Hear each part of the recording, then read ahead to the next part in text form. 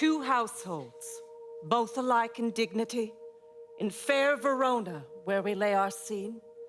From ancient grudge break to new mutiny, where civil blood makes civil hands unclean. From forth the fatal loins of these two foes, a pair of star-crossed lovers take their life, whose misadventured, piteous overthrows doth with their death bury their parents' strife. The fearful passage of their death-marked love, and the continuance of their parents' rage, which but their children's end naught could remove, is now the 2 hours' traffic of our stage.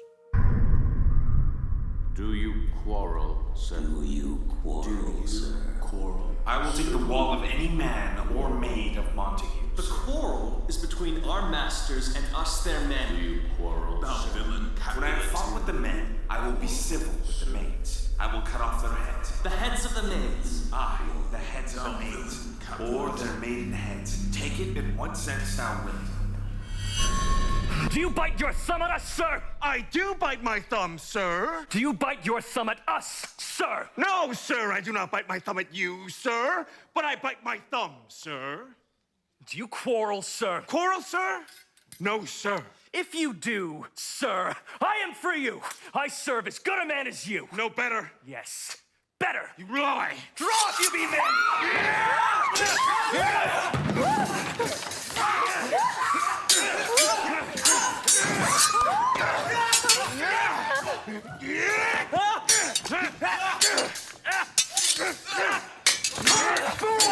Put up your sword! You know not what you do! What art thou drawn among these heartless hinds? Turn thee, Benvolio, look upon thy death. I do but keep the peace. Put up thy sword, or manage it to part these men with me. What, drawn and talk of peace? I hate the word, as I hate hell, O Montagues, and thee! Have at thee, coward!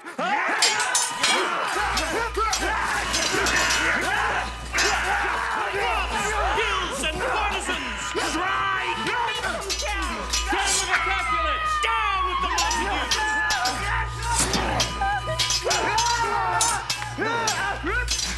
What noise is this? Give me my sword, Sirrah! A crutch! I call you for a sword! My sword, I say! Old Montague has come and flourishes his blade in spite of me! Fear, Capulets! Hold me down! Let me go! Thou shalt not stir 1 foot to seek a foul!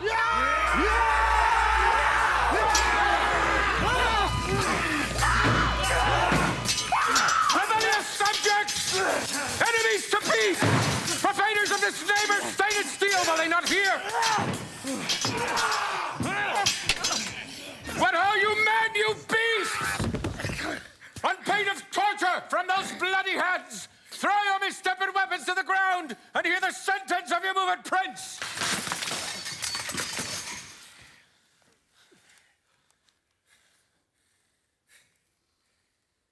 Three civil brawls bred of an airy word by thee, old Capulet, and Montague have thrice disturbed the quiet of our streets. If ever you disturb our streets again, your lives shall pay the forfeit of the peace. For this time, all the rest depart away. You, Capulet, shall go along with me. And Montague, come you this afternoon to know our further judgment in this case. Once more, on pain of death, all men depart.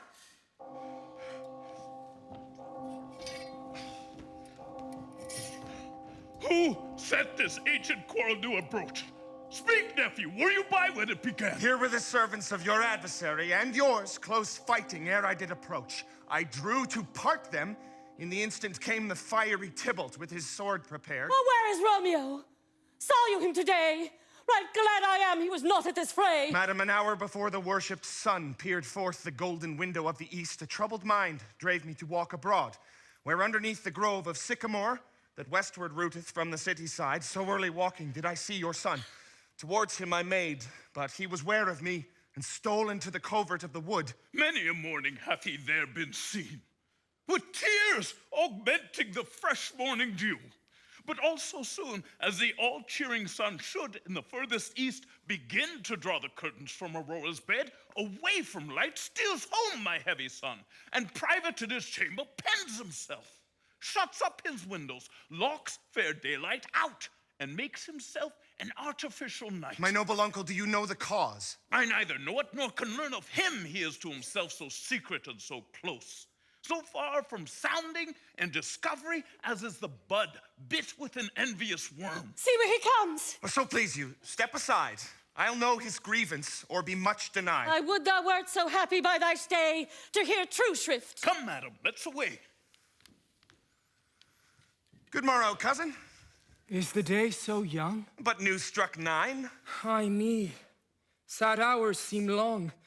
Was that my father that went hence so fast? It was. What sadness lengthens Romeo's hours? Not having that, which having makes them short. In love? Out. Of love? Out of her favor, where I am in love. Alas, that love, so gentle in his view, should be so tyrannous and rough in proof. Alas, that love, whose view is muffled still, should without eyes see pathways to his will. Where shall we dine? Oh me, what fray was here? Yet tell me not, for I have heard it all. Here's much to do with hate, but more with love. Why then, oh brawling love, oh loving hate, oh anything of nothing first create, feather of lead, bright smoke, cold fire, sick health, still waking sleep that is not what it is. This love feel I that feel no love in this. Dost thou not laugh? No, cuz I rather weep. Hard at what? At thy good heart's oppression. Why, such is love's transgression. Griefs of mine own lie heavy in my breast, which thou wilt propagate to have it pressed with more of thine. This love that thou hast shown doth add more grief to too much of mine own. Love is a smoke made with a fume of sighs, being purged, a fire sparkling in lovers' eyes, being vexed, a sea nourished with lovers' tears. What is it else? A madness most discreet, a choking gall and a preserving sweet. Farewell, my cuz. Soft, I will go along, and if you leave me so, you do me wrong. But I have lost myself. I am not here. This is not Romeo. He's some other where. Tell me, in sadness, who is that you love? What, shall I groan and tell thee? Groan, why, no. But sadly, tell me who. In sadness, cousin, I do love a woman. I aimed so near when I supposed you loved. A right good mark, man. And she's fair, I love. A right fair mark, fair cuz, is soonest hit. Well, in that hit you miss. She'll not be hit with Cupid's arrow. She hath Diane's wit, and in strong proof of chastity well armed. From love's weak childish bow she lives unharmed. She will not stay the siege of loving terms, nor bide the encounter of assailing eyes, nor ope her lap to saints seducing gold. Oh, she is rich in beauty, only poor, that when she dies, with beauty dies her store. Then she hath sworn that she will still live chaste? She hath, and in that sparing makes huge waste. She hath forsworn to love, and in that vow do I live dead that live to tell it now. Be ruled by me, forget to think of her. Oh, teach me how I should forget to think. By giving liberty unto thine eyes, examine other beauties. That is the way to call hers exquisite in question more. He that is strucken blind cannot forget the precious treasure of his eyesight lost. Show me a mistress that is passing fair. What doth her beauty serve but as a note where I may read who passed that passing fair? Farewell. Thou canst not teach me to forget. I'll pay that doctrine or else die in debt. But Montague is bound, as well as I, in penalty alike, and 'tis not hard, I think, for men so old as we to keep the peace. Of honorable reckoning are you both, and pity 'tis you lived at odds so long. But now, my lord, what say you to my suit? But saying o'er what I have said before, my child is yet a stranger in the world. She hath not seen the change of 14 years. Let 2 more summers wither in their pride, ere we may think her ripe to be a bride. Younger than she, our happy mother's maid. And too soon marred are those so early made. The earth has swallowed all my hopes, but she is the hopeful lady of my earth. But woo her, gentle Paris, get her heart. My will to her consent is but a part, and she agreed. Within her scope of choice lies my consent and fair according voice. This night I hold an old accustomed fest, whereto I've invited many a guest, such as I love, and you among the store. One more most welcome makes my number more. At my poor house, look to behold this night earth-treading stars that make dark heaven light. Such comfort as do lusty young men feel when well-apparelled April on the heel of limping winter treads. Even such delight among fresh female buds shall you this night inherit at my house. But hear all see, and like her most, whose merit most shall be. Come, go with me, go, Sirrah, trudge about through fair Verona, find those persons out whose names are written there, and to them say, my house and welcome on their pleasure stay. Find them out whose names are written here.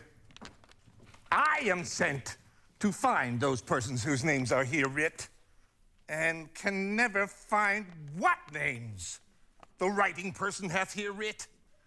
I must to the learned in good time. Tut, man, one fire burns out, another's burning. One pain is lessened by another's anguish. Take thou some new infection to thy eye, and the rank poison of the old will die. Your plantain leaf is excellent for that. For what, I pray thee? For your broken shin. Why, Romeo, art thou mad? Not mad, but bound. More than a madman is. Shut up in prison, kept without my food, whipped and tormented and... Good e'en, good fellow. God ye good e'en. Pray, sir, can you read? Aye, mine own fortune and my misery. Perhaps you have learned it without book, but I pray you, can you read anything you see? Aye, if I know the letters and the language. Oh, you say honestly. Rest you merry. Stay, fellow, I can read. What? Oh. Signor Martino and his wife and daughters, Count Anselmo and his beauteous sisters, the Lady Widow of Vitruvio. Signor Placentio and his lovely nieces, Mercutio and his brother Valentine, Signor Valentio and his cousin Tybalt, my fair niece Rosaline, Lucio and the lively Helena. A fair assembly, whither should they come? Up. Whither, to supper? To our house. Whose house? My master's. Indeed, I should have asked you that before. Now I will tell you without asking. My master is the great rich Capulet, and if you be not of the house of Montagues, I pray you come. Crush a cup of wine. Rest you merry. At this same ancient fest of Capulets sups the fair Rosaline, whom thou so loves. With all the admired beauties of Verona, go thither and, with unattainted eye, compare her face with some that I shall show, and I will make thee think thy swan a crow. When the devout religion of mine eye maintains such falsehood, then turn tears to fire. One fairer than my love? The all-seeing sun ne'er saw her match since first the world begun. Tut, you saw her fair, none else being by. Herself, poised with herself in either eye. But in that crystal scales let there be weighed your lady's love against some other maid that I will show you shining at this fest, and she shall scant show well that now seems best. I'll go along. No such sight to be shown, but to rejoice in splendor of mine own. Nurse, where's my daughter? Call her forth to me. Now, by my maidenhead at 12-year-old, I bade her come. What lamb? What ladybird? God forbid, where's this girl? What Julia? How now, who calls? Your mother. Madam, I am here. What is your will? This is the matter. Nurse, give leave a while. We must talk in secret. Nurse, come back again. I have remembered me. Thou'st hear our counsel. Thou knowest, My daughter's of a pretty age. Oh, Faith, I can tell her age unto an hour. She's not 14. I'll lay 14 of my teeth. And yet to my teen be it spoken, I have but 4. She's not 14. How long is it now to Lammastide? Fortnight and odd days. Well, even or odd, of all days in the year, come Lammas Eve, at night shall she be 14. Susan and she, God rest all Christian souls, were of an age. Well, Susan is with God. She was too good for me. But as I said, on Lammas Eve at night shall she be 14. That shall she marry, I remember it well. 'Tis since the earthquake now, 11 years. And she was weaned, oh, I never shall forget it, of all the days of the year upon that day. For I had then laid wormwood to my dug, sitting in the sun under the dove house wall. My lord and you were then at Mantua. Oh, nay, I do bear a brain. But as I said, when it did taste the wormwood on the nipple of my dug and felt it bitter, oh, pretty fool, to see it tetchy and fall out with the dug. Shake, quoth the dove house, 'twas no need I trow to bid me trudge. And since that time, it is 11 years. For then she could stand high low. Oh, nay, by the rood, she could have run and waddled all about. For even the day before, she broke her brow. And then my husband, oh, God be with his soul, he was a merry man, took up the child. Yea, quoth he, dost thou fall upon thy face? Thou wilt fall backward when thou hast more wit, wilt thou not, Jewel? And by my holy dam, the pretty wretch left crying and said, aye. To see now how a jest shall come about, I warrant, and I should live 1,000 years. I never should forget it. Wilt thou not, Jewel, quoth he, and pretty fool it stinted and said, aye. Enough of this. I prithee hold thy peace. Yes, madam. Yet I cannot choose but laugh. To think it should leave crying and say, aye. And yet I warrant it had upon it brow a bump as big as a young cockerel stone, a parlous knock, and it cried bitterly.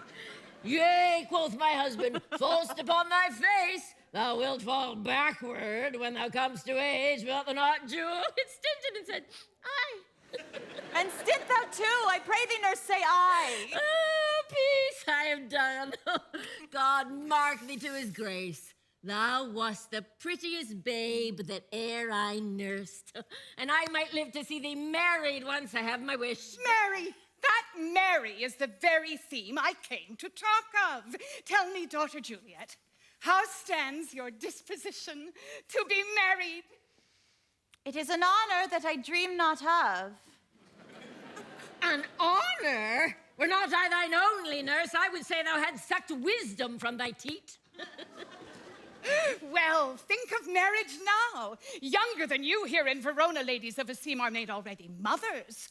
By my count, I was a mother much upon these years that you are now a maid. Thus then, in brief, the valiant Paris seeks you for his love. A man, young lady! Oh, lady, such a man as all the world! Why, he's a man of wax. Verona's summer hath not such a flower. Oh, Faith, he's a flower, a very flower. What say you? Can you love the gentleman? This night you should behold him at our fest. Read o'er the volume of young Paris' face and find delight writ there with beauty's pen. This precious book of love, this unbound lover, to beautify him only lacks a cover. So shall you share all that he doth possess by having him, making yourself no less. No less? Nay, bigger. Women grow by men. Speak briefly. Can you like of Paris' love? I'll look to like, if looking liking move. But no more deep will I endart mine eye, than your consent gives strength to make it fly. Madam, the guests are come, supper served up, you cold, my young lady asked for. The nurse cursed in the pantry, and everything in extremity. I must hence to wait.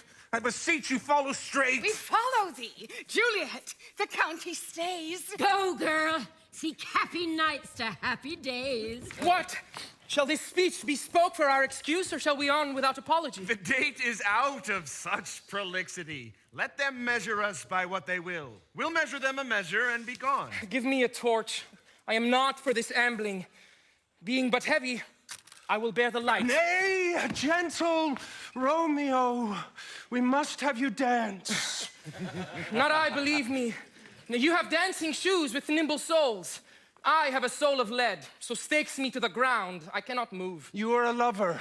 Borrow Cupid's wings and soar with them above a common bound. I am too sore, and pierced with his shaft to soar with his light feathers, and so bound.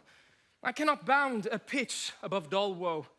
Under love's heavy burden do I sink. And to sink in it should you burden love. Too great oppression for a tender thing. Is love a tender thing? It is too rough, too rude, too boisterous, and it pricks like thorns. If love be rough with you, be rough with love. Prick love for pricking, and you beat love down. Give me a case to put my visage in. A visor for a visor. What care I? A curious eye doth quote deformities. Here the beetle brows shall blush for me. Come, knock and enter, and no sooner in, but every man betake him to his legs. How we burn daylight, how? Nay, that's not so. I mean, sir, in delay we waste our lights in vain, like lamps by day. Take our good meaning, for our judgment sits 5 times in that, ere once in our 5 wits. And we mean well in going to this mask, but 'tis no wit to go. Why, may one ask? I dreamt a dream tonight. And so did I. Well, what was yours? That dreamers often lie. In bed asleep, while they do dream things true. Oh, then I see Queen Mab hath been with you. Queen Mab? What's she? She is the fairy's midwife. And she comes in shape no bigger than an agate stone on the forefinger of an alderman, drawn with a team of little atomies over men's noses as they lie asleep. Her wagon spokes made of long spinner's legs, the cover of the wings of grasshoppers, her traces of the smallest spider web, her collars of the moonshine's watery beams, her whip of cricket's bone. The lash of film, her wagoneer, a small gray-coated gnat, not half so big as a round little worm pricked from the lazy finger of a maid. Her chariot is an empty hazelnut made by the joiner squirrel. Or old grub. Time it a mind, the fairies' coachmakers. And in this state, she gallops night by night through lovers' brains, and then they dream of love. Or courtiers' knees who dream on curtsies straight, or lawyers' fingers who straight dream on fees. Or ladies' lips who straight on kisses dream, which oft the angry Mab with blisters plagues, because their breaths with sweetmeats tainted are. Sometimes she driveth o'er a soldier's neck, and dreams he of cutting foreign throats, of breeches, ambuscados, of Spanish blades, of healths 5 fathom deep, and then anon, drums in his ear, at which he starts and wakes, and being thus frighted, swears a prayer or two and sleeps again. This is that very Mab that plaits the manes of horses in the night, and bakes the elf locks in foul, sluttish hairs, which once untangled much misfortune bodes. This is the hag, when maids lie on their backs, that presses them and learns them first to bear, making them women of good carriage. This is she. Peace, Mercutio, peace. Thou talkst of nothing. True. I talk of dreams, which are the children of an idle brain, begot of nothing but vain fantasy, which is as thin of substance as the air, and more inconstant than the wind, who woos even now the frozen bosom of the north, and being angered, puffs away from thence, turning his side to the dew-dropping south. This wind you talk of blows us from ourselves. Supper is done, and we shall come too late. I fear too early, for my mind misgives. Some consequence yet hanging in the stars shall bitterly begin his fearful date with this night's revels, and expire the term of a despised life closed in my breast by some vile forfeit of untimely death. But he that hath the steerage of my course, direct my sail. On, lusty gentlemen!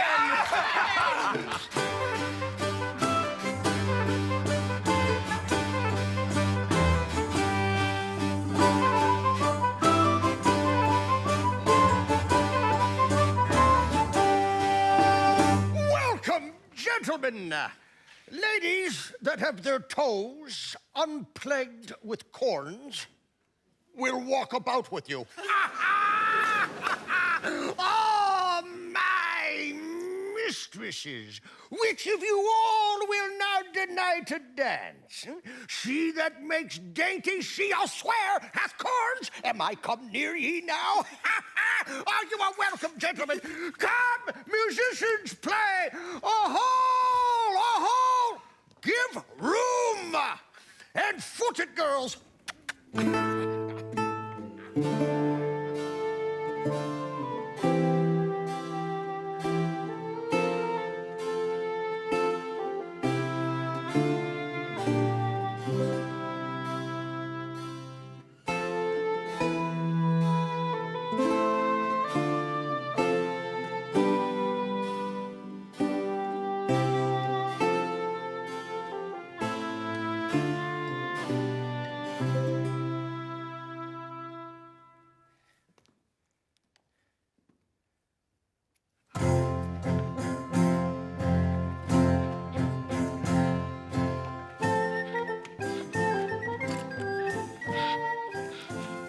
What lady's that which doth enrich the hand of yonder knight? I know not, sir. Oh, she doth teach the torches to burn bright. It seems she hangs upon the cheek of night like a rich jewel in an Ethiop's ear. Beauty too rich for use, for earth too dear. The measure done, I'll watch her place of stand, and touching hers, make blessed my rude hand. Did my heart love till now? Forswear its sight, for I ne'er saw true beauty till this night. This by his voice should be a Montague. Fetch me my rapier, boy. What dares the slave come hither, covered with an antic face, to fleer and scorn at our solemnity? Now by the stock and honor of my kin, to strike him dead I hold it not a sin. Why, how now, kinsman? Wherefore storm you so? Uncle, this is a Montague, our foe. A villain that is hither come in spite to scorn at our solemnity this night. A Montaguist! That villain, Romeo! Content thee, gentle coz. Let him alone. Bears him like a proper gentleman. And to say truth, Verona brags of him to be a virtuous and well-governed youth. I would not for the wealth of all the town here in my house do him disparagement. Therefore, be patient. Take no note of him, it is my will. The which, if thou respect, show a fair presence and put off these frowns, an ill-beseeming semblance for a fest. It fits when such a villain is a guest, I'll not endure him. He shall be endured. What, goodman boy? I say he shall. Go to. Am I the master here, or you? Go to. You'll not endure him. God shall mend my soul. You'll make a mutiny among my guests. You wish to cock a hoop, you'll be the man. Why, uncle, 'tis a shame. Go to, you're a saucy boy. Yes, so indeed. This trick may chance to scathe you. I know what! You must contrary me. Marry, 'tis time. You are a princox. Go. Be quiet, or for shame I will make you quiet. What? Cheerily, my heart, cheerily!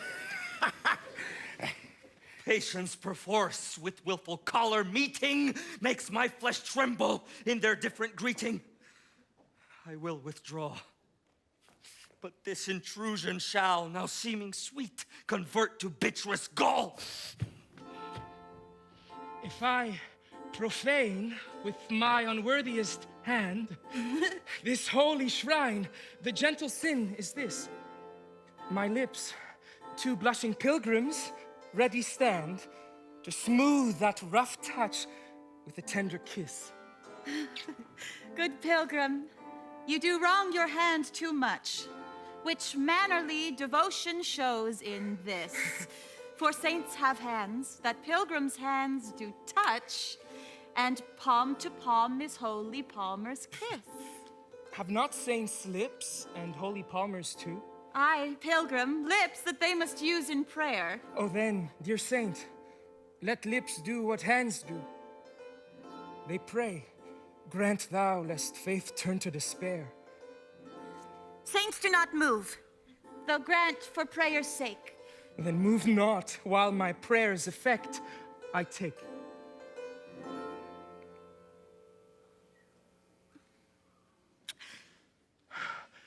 Thus from my lips, by thine, my sin is purged. Then have my lips the sin that they have took. Sin from my lips, O trespass sweetly urged. Give me my sin again. You kiss by the book.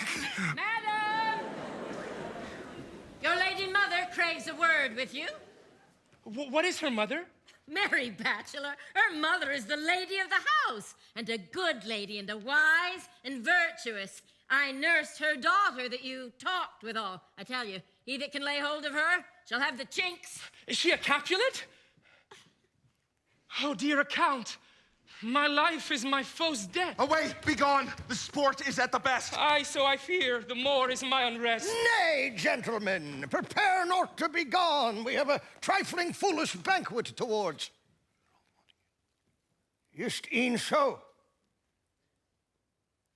Why, then I thank you all. I thank you, honest gentlemen. Good night. More torches here. Come on, then. Let's to bed.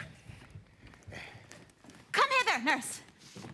What is yon gentleman? The son and heir of old Tiberio. What's he that now is going out of door? That, I think, be young Petruchio. What's he that follows there that would not dance? I know not. Go ask his name. If he be married, my grave is like to be my wedding bed. His name is Romeo and a Montague, the only son of your great enemy. My only love, sprung from my only hate. Too early seen, unknown, and known too late. What's this? What's this? A rhyme I learned even now, of one I danced withal. Juliet! Anon, anon! Come, let's away. The strangers are all gone.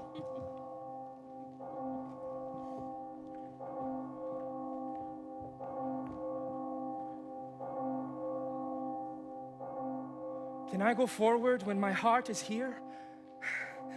Turn back, dull earth, and find thy center out. Romeo! Romeo! Romeo! My cousin, Romeo! He is wise, and on my life hath stolen him home to bed. He ran this way and leapt this orchard wall. Call, good Mercutio. Nay, I'll conjure too. Romeo, humors, madman, passion, lover. Appear thou in the likeness of a sigh. Speak but one rhyme, and I am satisfied. Cry but I me. Pronounce but love and dove. He heareth not, he stirreth not, he moveth not, the ape is dead. And I must conjure him. I conjure thee by Rosaline's bright eyes, by her high forehead and her scarlet lip, by her fine foot, straight leg, and quivering thigh, and the domains that there adjacent lie, that in thy likeness thou appear to us. And if he hear thee, thou wilt anger him. Oh, this cannot anger him. 'Twould anger him to raise a spirit in his mistress' circle of some strange nature, there letting it stand till she hath laid it, and conjured it down. That was some spite.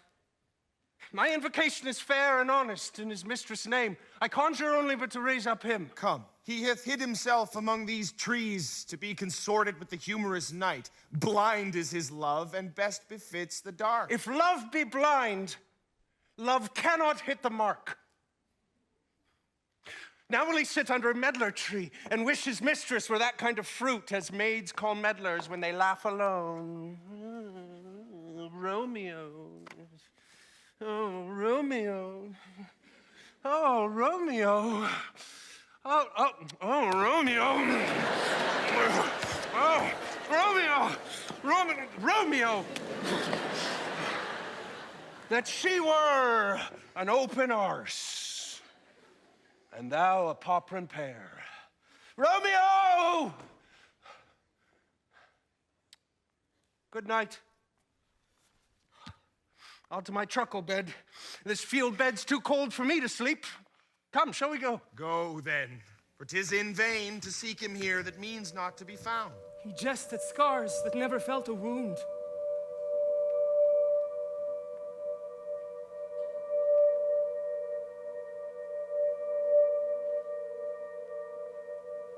Now old desire doth in his deathbed lie, and young affection gapes to be his heir. That fair for which love groaned for and would die, with tender Juliet matched, is now not fair. Now Romeo is beloved, and loves again, alike bewitched with the charm of looks. But to his foe supposed he must complain, and she steal love's sweet bait from fearful hooks. But passion lends them power, time means to meet, tempering extremities with extreme sweet. But soft, what light through yonder window breaks? It is the east, and Juliet is the sun. Arise, fair sun, and kill the envious moon, who is already sick and pale with grief. That thou, her maid, art far more fair than she. Be not her maid, since she is envious. Her vestal livery is but sick and green, and none but fools do wear it. Cast it off. It is my lady. Oh, it is my love. Oh, that she knew she were. She speaks, yet she says nothing. What of that? Her eye discourses, I will answer it. I am too bold. 'Tis not to me she speaks. Two of the fairest stars in all the heaven, having some business, do entreat her eyes to twinkle in their spheres till they return. What if her eyes were there, they in her head? The brightness of her cheek would shame those stars, as daylight doth a lamp. Her eyes in heaven would through the airy region stream so bright that birds would sing and think it were not night. See how she leans her cheek upon her hand. Oh, that I were a glove upon that hand, that I might touch that cheek. Ay, me! She speaks. Oh, speak again, bright angel, for thou art as glorious to this night being o'er my head, as is a winged messenger of heaven unto the white, upturned, wondering eyes of mortals that fall back to gaze on him when he bestrides the lazy pacing clouds and sails upon the bosom of the air. Oh, Romeo, Romeo, wherefore art thou Romeo? Deny thy father and refuse thy name, or if thou wilt not, be but sworn my love, and I'll no longer be a Capulet. Shall I hear more, or shall I speak at this? 'Tis but thy name that is my enemy. Thou art thyself, though not a Montague. What's Montague? It is nor hand, nor foot, nor arm, nor face, nor any other part belonging to a man. Oh, be some other name. What's in a name?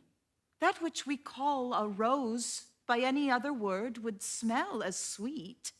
So Romeo would, were he not Romeo called, retain that dear perfection which he owes without that title. Romeo, doff thy name, and for that name, which is no part of thee, take all myself. I take thee at thy word. Call me but love, and I'll be new baptized. Henceforth, I never will be Romeo. What man art thou that thus bescreened in night, so stumblest on my counsel? By a name, I know not how to tell thee who I am. My name, dear saint, is hateful to myself because it is an enemy to thee. Had I it written, I would tear the word. My ears have not yet drunk 100 words of that tongue's uttering, yet I know the sound. Art thou not Romeo, and a Montague? Neither, fair saint, if either thee dislike. How camest thou hither? Tell me, and wherefore? The orchard walls are high and hard to climb, and the place death, considering who thou art, if any of my kinsmen find thee here. With love's light wings did I o'erperch these walls. For stony limits cannot hold love out, and what love can do, that dares love attempt. Therefore thy kinsmen are no stop to me. If they do see thee, they will murder thee. Alack, there lies more peril in thine eye than 20 of their swords. Look thou but sweet, and I am proof against their enmity. I would not for the world they saw thee here. I have night's cloak to hide me from their eyes. And but thou love me, let them find me here. My life were better ended by their hate than death prorogued wanting of thy love. By whose direction foundst thou out this place? By love, who first did prompt me to inquire. He lent me counsel, and I lent him eyes. I am no pilot, yet wert thou as far as that vast shore washed with the farthest sea. I would adventure for such merchandise. Thou know'st the mask of night is on my face, else would a maiden blush bepaint my cheek, for that which thou hast heard me speak tonight. Fain would I dwell on form, fain deny what I have spoke. But farewell compliment, dost thou love me? I know, thou wilt say aye, and I will take thy word. Yet if thou swearst, thou mayest prove false. At lovers' perjuries, they say Jove laughs. O gentle Romeo, if thou dost love, pronounce it faithfully. Or if thou thinkst I am too quickly won, I'll frown and be perverse and say thee nay. So thou wilt woo, but else not for the world. In truth, fair Montague, I am too fond, and therefore thou mayst think my behavior light. But trust me, gentlemen, I'll prove more true than those that have more cunning to be strange. I should have been more strange, I must confess. But that thou overheardst, ere I was ware my true love's passion. Therefore pardon me, and not impute this yielding to light love, which the dark night hath so discovered. Lady, by yonder blessed moon I vow, that tips with silver all these fruit tree tops. Swear not by the moon, the inconstant moon, that monthly changes in her circled orb, lest that thy love prove likewise variable. What shall I swear by? Do not swear at all. Or, if thou wilt, swear by thy gracious self, which is the god of my idolatry, and I'll believe thee. If my heart's dear love... Well, do not swear. Although I joy in thee, I have no joy of this contract tonight. It is too rash, too unadvised, too sudden, too like the lightning, which doth cease to be ere one can say it lightens. Sweet, good night. This bud of love, by summer's ripening breath, may prove a beauteous flower when next we meet. Good night, as sweet repose and rest come to thy heart as that within my breast. Oh, wilt thou leave me so unsatisfied? What satisfaction canst thou have tonight? The exchange of thy love's faithful vow for mine. I gave thee mine before thou didst request it. And yet I would it were to give again. Wouldst thou withdraw it? For what purpose, love? But to be frank, and give it thee again. And yet I wish but for the thing I have. My bounty is as boundless as the sea. My love as deep. The more I give to thee, the more I have, for both are infinite. Juliet! I hear some noise within. Dear love, adieu. Anon, good nurse! Sweet Montague, be true. Stay but a little, I will come again. Oh, blessed night! I am afeard. Being a knight, all this is but a dream. Too flattering, sweet, to be substantial. 3 words, dear Romeo, and good night indeed. If that thy bent of love be honorable, thy purpose marriage, send me word tomorrow, by one that I'll procure to come to thee, where and what time thou wilt perform the rite. And all my fortunes at thy foot I'll lay, and follow thee, my lord, throughout the world. I come anon, but if thou mean'st not well, I do beseech thee. Buy it, come! To cease thy strife, and leave me to my grief. Tomorrow will I send. So thrive my soul. 1,000 times good night. 1,000 times the worse to want thy light. Love goes toward love, as schoolboys from their books. But love from love, towards school with heavy looks. Romeo! Oh, for a falconer's voice, to lure this tassel gentle back again. Bondage is hoarse and may not speak aloud.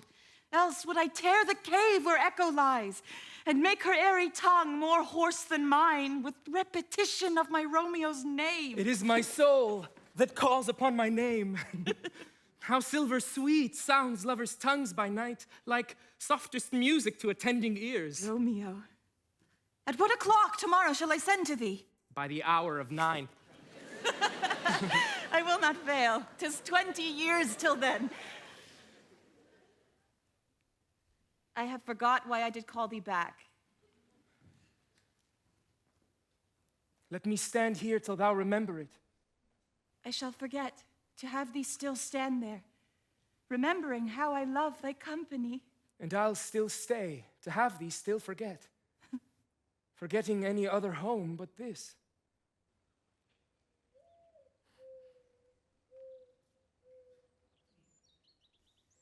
'Tis almost morning, I would have thee gone, and yet no further than a wanton's bird, who lets it hop a little from her hand, like a poor prisoner in his twisted gyves, then with a silk thread plucks it back again, so loving, jealous of his liberty. I would I were thy bird. Sweet, so would I.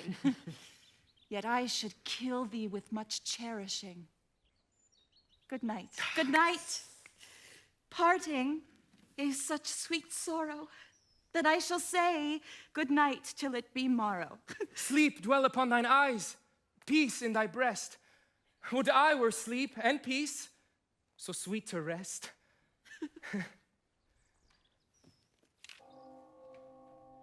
Hence will I to my ghostly friar's cell, his help to crave and my dear hap to tell. The gray-eyed morn smiles on the frowning night, checkering the eastern clouds with streaks of light.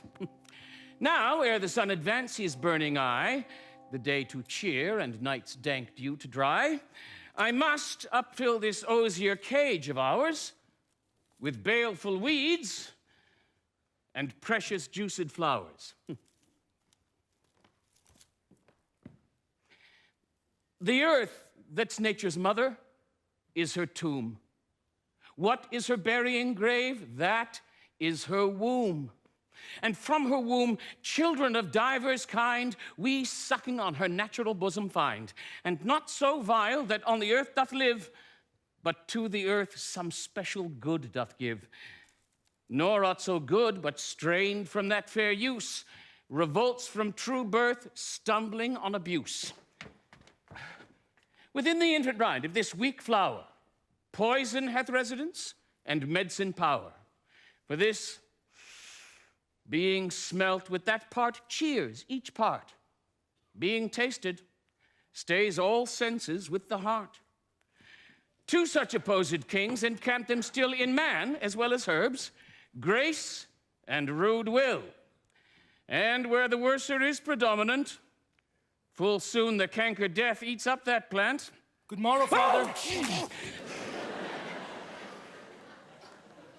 Benedicite, what early tongue so sweet saluteth me? Young son, it argues a distempered head, so soon to bid good morrow to thy bed.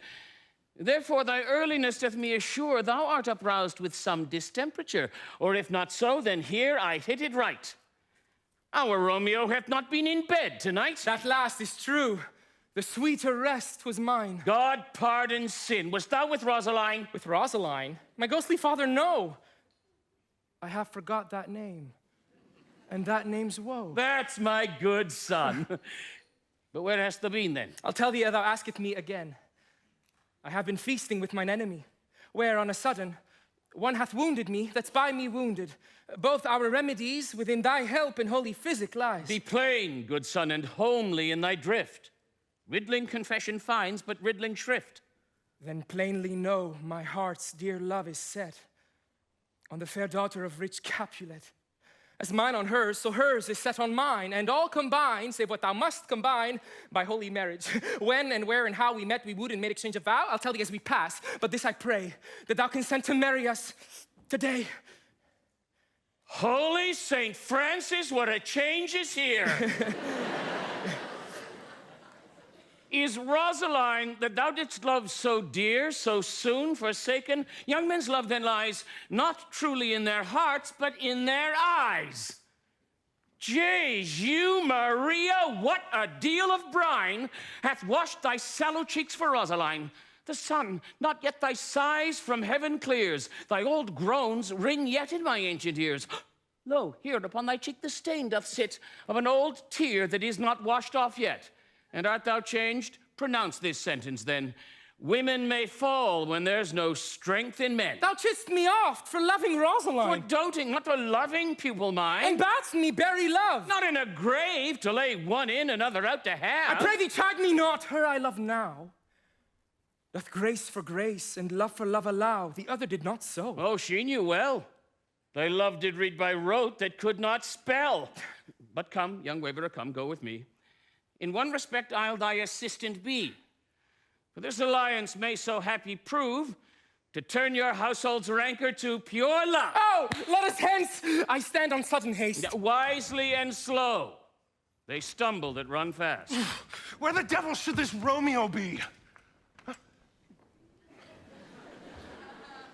Came he not home tonight? Not to his father's. I spoke with his man. Why, that same pale, hard-hearted wench, that Rosaline, torments him so that he shall sure run mad. Tybalt, the kinsman of old Capulet, has sent a letter to his father's house. A challenge on my life? Romeo will answer it. Any man that can write may answer a letter. Nay, he will answer the letter's master, how he dares being dared. Alas, poor Romeo, he is already dead. Stabbed with a white wench's black eye. Shot through the ear with a love song. The very pin of his heart cleft with the blind bow boy's butt shaft. Is he a man to encounter Tybalt? Why? What is Tybalt? More than Prince of Cats. He's the courageous captain of compliments. He fights as you sing prick song, keeps time, distance, and proportion, rests his minim rests, 1, 2, and the third in your bosom, the very butcher of a silk button, a duelist. A duelist. Ah, the immortal passado, the punto reverso, the hey! The what? The pox of such antique, leaf-being, affecting fantasticos. Oh, here comes Romeo. Hey, here comes Romeo. Without his roe, like a dried herring. Oh, flesh! Flesh! How art thou fishified? Signor Romeo, bonjour. There's a French salutation to your French slop. You gave us the counterfeit fairly last night. Good morrow to you both. What counterfeit did I give you? The slip, sir, the slip. Can you not conceive? Pardon, good Mercutio. My business was great, and in such a case as mine, a man may stray in courtesy. Ah, that's as much as to say, such a case as yours constrains a man to bow in the hams. Meaning to curtsy. Thou hast most kindly hit it. A most courteous exposition. Nay, I'm the very pink of courtesy. Pink for flower? Right. Why, then is my pump well flowered. Well said. Follow me this jest now till thou hast worn out thy pump, that when the single soul of it is worn, the jest may remain after the wearing solely singular. Oh, single soul jest, solely singular for the singleness. Come between us, good Benvolio, my wits faint. Switching spurs, or I'll cry a match. Nay, if our wits run the wild goose chase, I am done. For thou hast more of the wild goose in one of thy wits than I'm sure I have in my whole 5. Was I with you there for the goose? Thou wast never with me for anything when thou wast not there for the goose. I'll bite thee by the ear for that jest. Nay, good goose, bite not. Now, is not this better than groaning for love? Now art thou sociable. Now art thou Romeo. Now art thou what thou art, by art as well as by nature. For this driveling love is like a great natural that runs lolling up and down to hide his bauble in a hole. Stop there. Thou desirest me to stop in my tail against the hair? Thou wouldst else have made thy tail large. Thou art deceived. I would have made it short, for I was come to the whole depth of my tale, and meant indeed to occupy the argument no longer. Here's goodly gear. Huh? Whoa! A sail! A sail! Two. A shirt and a smock. Peter! My fan, Peter! Good Peter, to hide her face, for her fans the fairer face. God ye good morrow, gentlemen. God ye good e'en, fair gentlewoman. Is it good, Ian? 'Tis no less, I tell thee, for the body hand of the dial is now upon the prick of noon. Oh, out upon you, what a man are you? One gentlewoman that God hath made for himself to mar. By my troth, 'tis well said, for himself to mar, quotha. Gentlemen, can any of you tell me where I may find the young Romeo? I can tell you, but Young Romeo will be older when you have found him than he was when you sought him. I am the youngest of that name, for fault of a worse. You say well. Is the worse well? If you be he, sir, I desire some confidence with you. She will indict him to some supper. Abhorred! Abhorred! Abhorred! Abhorred! So ho! What hast thou found? Oh, no hair, sir. Unless a hair, sir, in a Lenten pie. That is something stale and hoar, ere it be spent. An old hair whore and an old hair whore is a very good meat in Lent.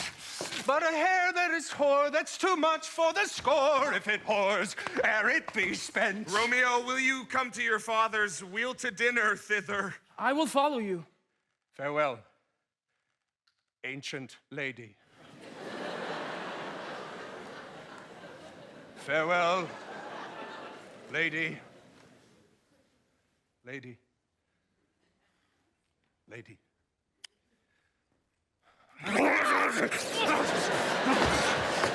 pray you, sir, what saucy merchant was this that was so full of his ropery? A gentleman nurse that loves to hear himself talk, and will speak more in a minute than he will stand to in a month. And he speak anything against me, I'll take him down. And he were lustier than he is, and 20 such jacks. And if I cannot, I'll find those that shall. Scurvy knave. I am none of his flirt gills. I am none of his skeins mates. And thou must stand by too and suffer every knave to use me at his pleasure? I saw no man use you at his pleasure. If I had, my naked weapon should quickly have been out. I warrant you, I dare draw as soon as another man if I see occasion in a good quarrel. And the law on my side. Now, afore God, I am so vexed that every part about me quivers. Scurvy knave! I pray you, sir, a word.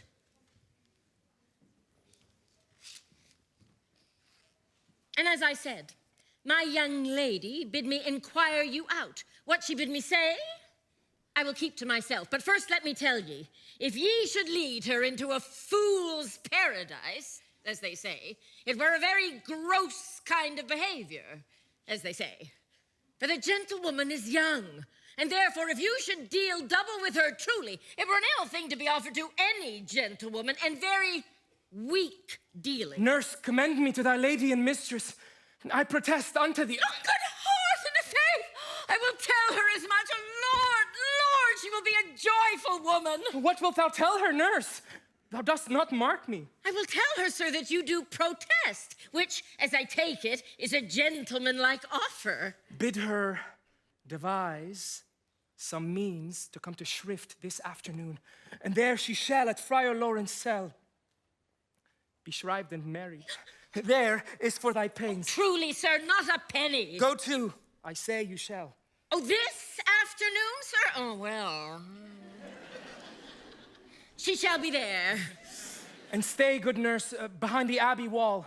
Within this hour my man shall be with thee, and bring thee cords made like a tackled stair, which to the high gallant of my joy must be my convoy in the secret night. Be trusty, and I'll quit thy pains. Farewell. Commend me to thy mistress. Now God in heaven bless thee. Oh, hark ye, sir. My mistress is the sweetest lady. Lord, Lord, when 'twas a little prating thing.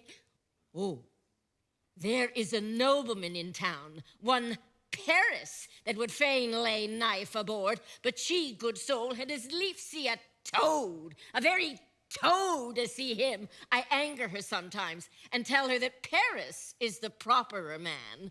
But I warrant you, when I say so, she looks as pale as any cloud in the versal world. Doth not Rosemary and Romeo begin both with a letter? Aye, nurse, what of that? Both with an R. Ah, mocker, that's the dog's name. R is for the... No. I know it begins with some other letter, and she hath the prettiest sententious of it, of you and Rosemary, that it would do you good to hear it. Commend me to thy lady. Aye, 1,000 times. Peter! Anon. Before and apace! The clock struck 9 when I did send the nurse. In half an hour she promised to return. Perchance she cannot meet him. That's not so. Oh, she is lame. Love's heralds should be thoughts, which 10 times faster glide than the sun's beams, driving back shadows over lowering hills. Therefore do nimble-pinioned doves draw love, and therefore hath the wind-swift Cupid wings. Now is the sun upon the highmost hill of this day's journey, and from 9 till 12 is 3 long hours, yet she is not come. Had she affections and warm youthful blood, she'd be as swift in motion as a ball. My words would bandy her to my sweet love, and his to me. But old folks, many fain as they were dead, unwieldy, slow, heavy, and pale as lead. Oh God, she comes. Oh, honey nurse, what news? Hast thou met with him? Send thy man away. Peter, stay at the gate. Now, good sweet nurse, O Lord, why look'st thou sad? Though news be sad, yet tell them merrily. If good, thou shamest the music of sweet news by playing it to me with so sour a face. I am aweary. Give me leave a while. Fie, how my bones ache. What a jaunt have I. I would thou hadst my bones, and I thy news. Nay, come, I pray thee, speak. Good nurse, speak. Tis with haste. Can you not stay a while? Do you not see that I am out of breath? How art thou out of breath when thou hast breath to say to me that thou art out of breath? The excuse that thou dost make in this delay is longer than the tale thou dost excuse. Is thy news good or bad? Answer to that. Say either, and I'll stay the circumstance. Let me be satisfied. Is it good or bad? Well...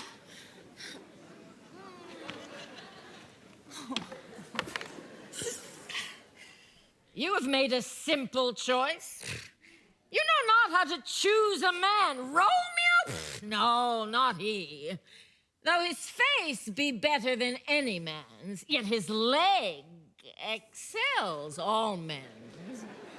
But for a hand and a foot and a body, though they be not to be talked on, yet they are past compare. He is not the flower of courtesy, but I'll warrant him as gentle as a lamb. Go thy ways, wench. Serve God. What, have you dined at home? No, but all this did I know before. What says he of our marriage? What of that? Oh, Lord, how my head aches. What a head have I. It beats and it would fall in 20 pieces. My back. T'other side. Oh, my back. Oh, my back. Beshrew your heart for sending me about to catch my death with jauncing up and down. Faith, I am sorry that thou art not well. Sweet, sweet, sweet nurse.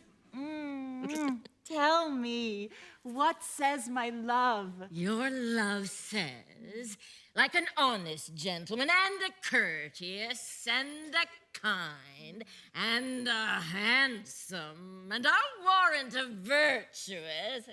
Where is your mother? Where is my mother? Why, she is within. Where should she be? How oddly thou repliest.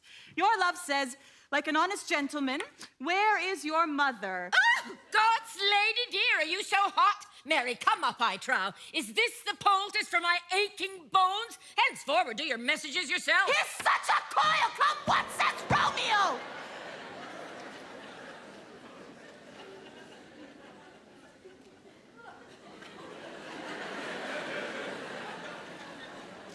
Have you got leave to go to shrift today? I have. Then hie you hence to Friar Lawrence's cell. There stays a husband to make you a wife. Now comes the wanton blood up in your cheeks. Oh, they'll be in scarlet straight at any news. Hie you to church. I must another way, to fetch a ladder by the which your love must climb a bird's nest soon when it is dark. Oh, I am the drudge, and toil in your delight. But you shall bear the burden soon at night. Go, out to dinner. Hie to the cell. Hie to high fortune. Honest nurse, farewell. So smile the heavens upon this holy act, that after hours with sorrow chide us not. Amen, amen.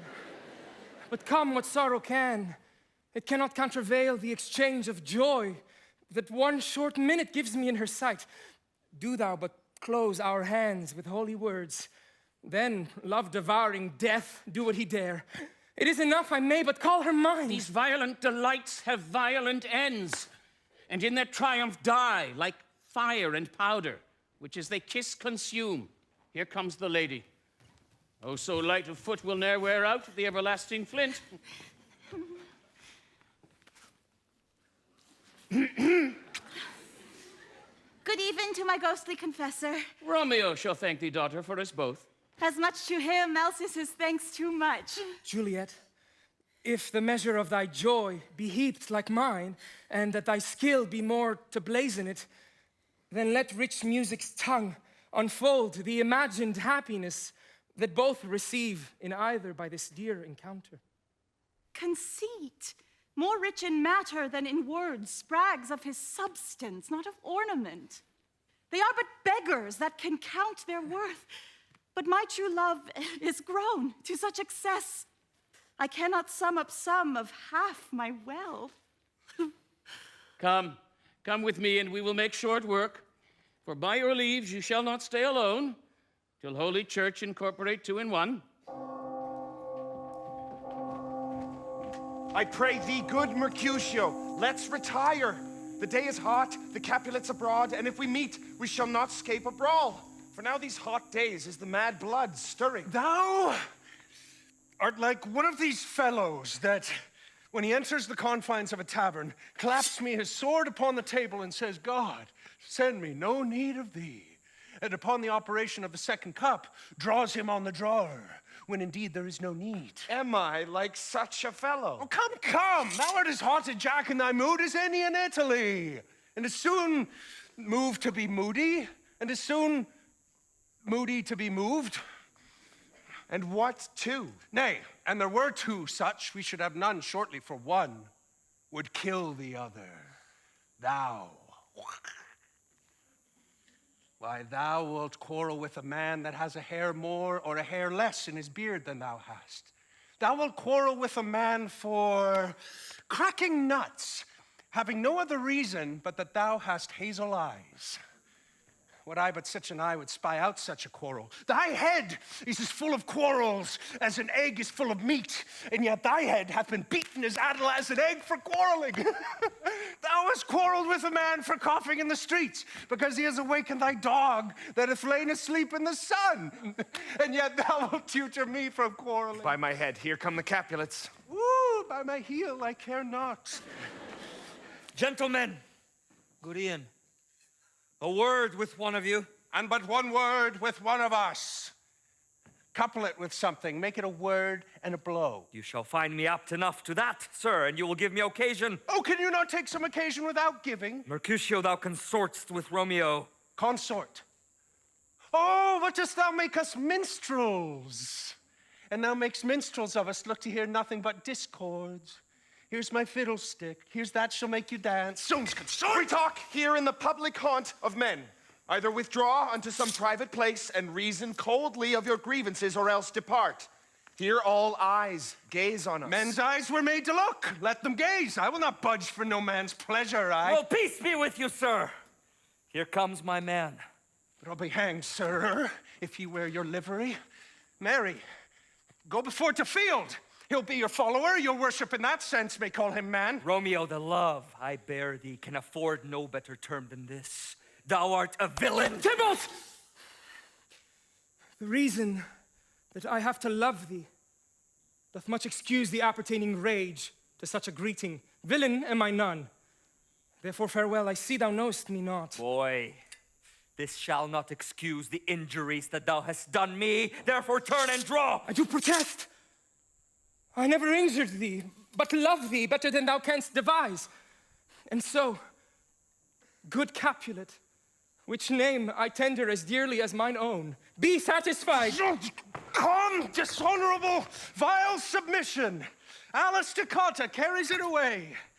Tybalt, you rat catcher, will you walk? What wouldst thou have with me? Good king of cats, nothing but one of your 9 lives. That I mean to make bold withal, and as you shall use me hereafter, dry beat the rest of the 8. Will you pluck your sword out of his pilcher by the ears? Make haste, lest mine be about your ears ere it be out. I am for you! Gentle Mercutio, put that rapier up! Come, sir, your passado. Draw! Benvolio, beat down their weapons!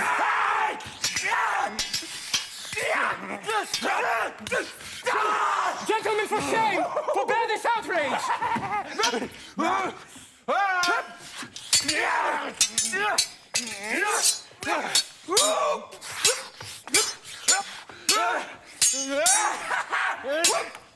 Tybalt! Mercutio!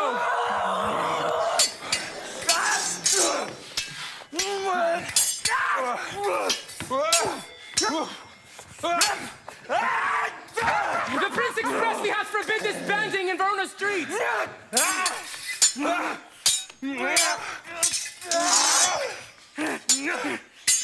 Hold, Tybalt! The Mercutio! Wait! I am hurt!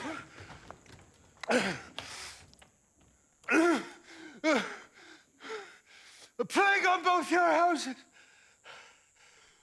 I am spent. Is he gone and hath nothing? What? Art thou hurt? Aye, a scratch, a scratch.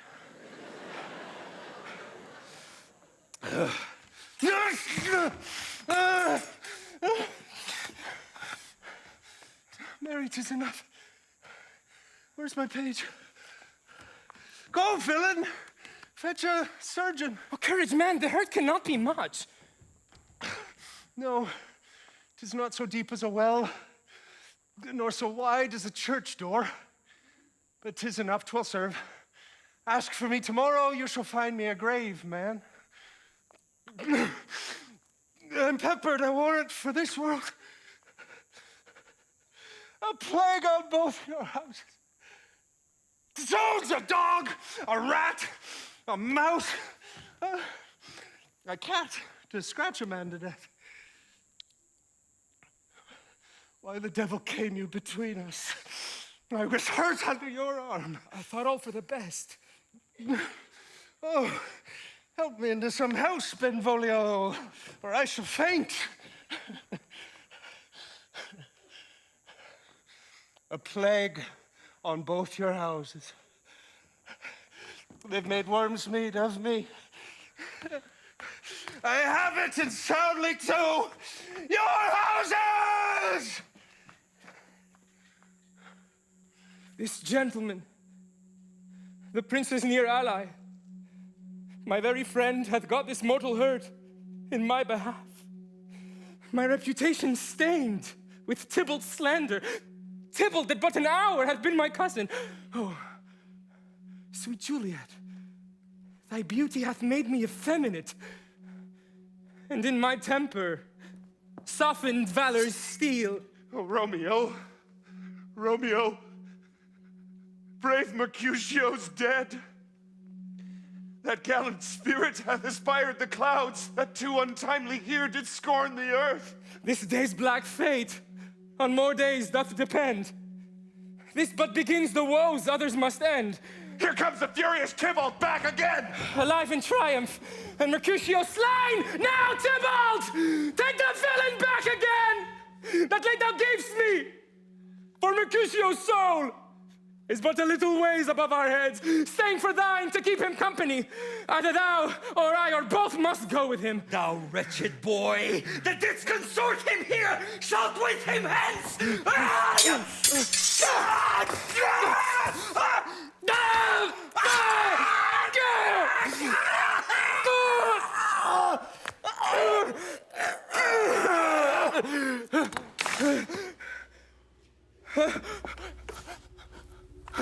Romeo, away! Be gone! The citizens are up and Tybalt slain! Stand not amazed! The prince will doom thee death if thou art taken! Hence! Be gone, away! Oh, I am fortune's fool! Why dost thou stay?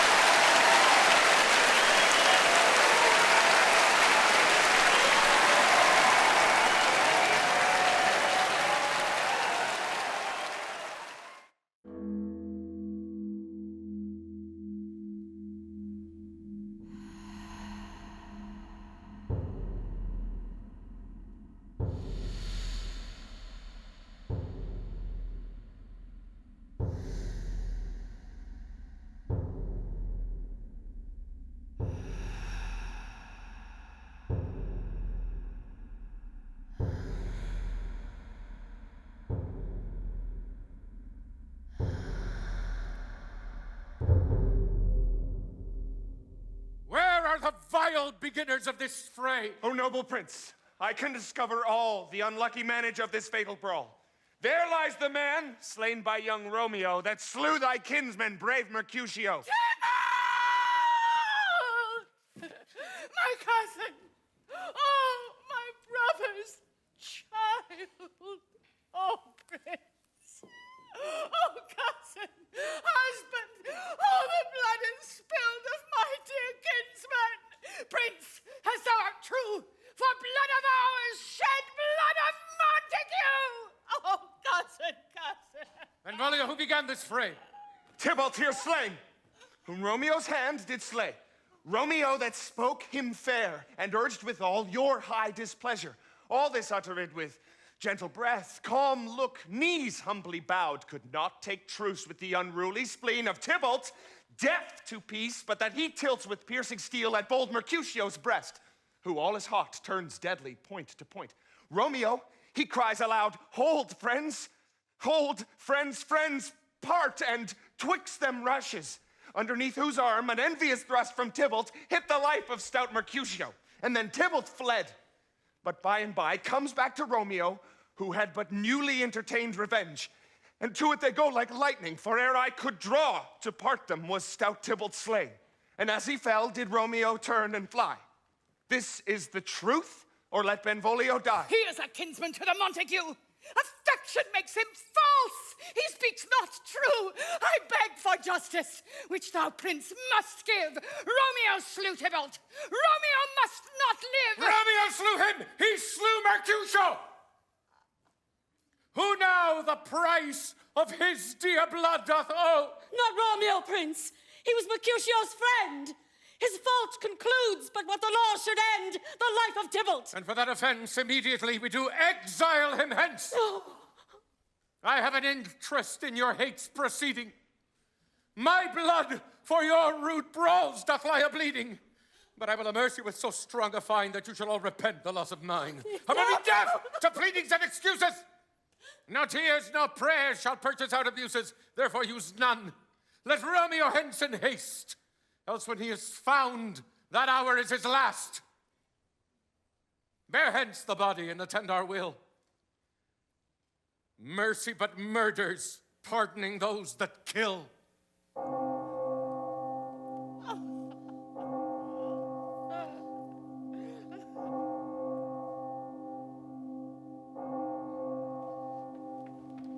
Gallop apace, you fiery-footed steeds, towards Phoebus' lodging.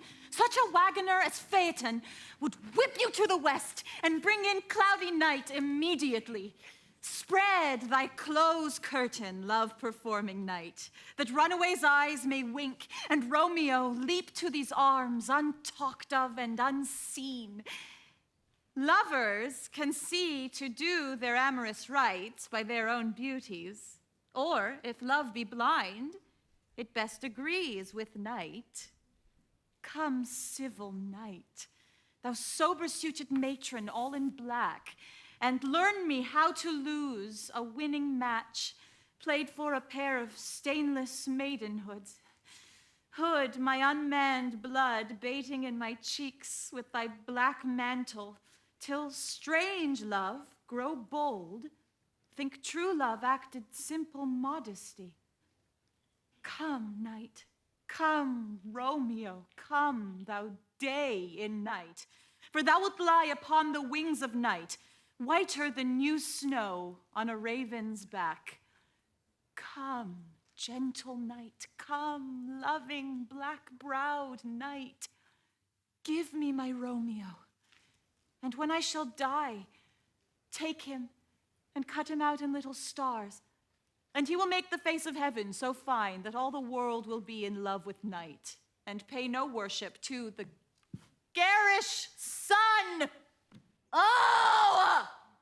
I have bought the mansion of a love, but not possessed it, and though I am sold, not yet enjoyed. So tedious is this day, as is the night before some festival, to an impatient child that hath new robes and may not wear them. Oh, here comes my nurse, and she brings news, and every tongue that speaks but Romeo's name speaks heavenly eloquence. Now, nurse, what news? What hast thou there? The cords that Romeo bid thee fetch? Aye, the cords. Aye, me? What news? Why dost thou wring thy hands? Oh, we're a day. He's dead, he's dead, he's dead. We are undone, lady, we are undone. Alack, the day's gone, he's killed, he's dead. Can heaven be so envious? Romeo can, though heaven cannot. Oh, Romeo, Romeo! Whoever would have thought it, Romeo? What devil art thou that dost torment me thus? Hath Romeo slain himself? Say thou but I. And that bare vowel eye shall poison more than the death-darting eye of cockatrice. I am not I, if there be such an eye. I saw the wound. I saw it with mine eyes. God save the mark.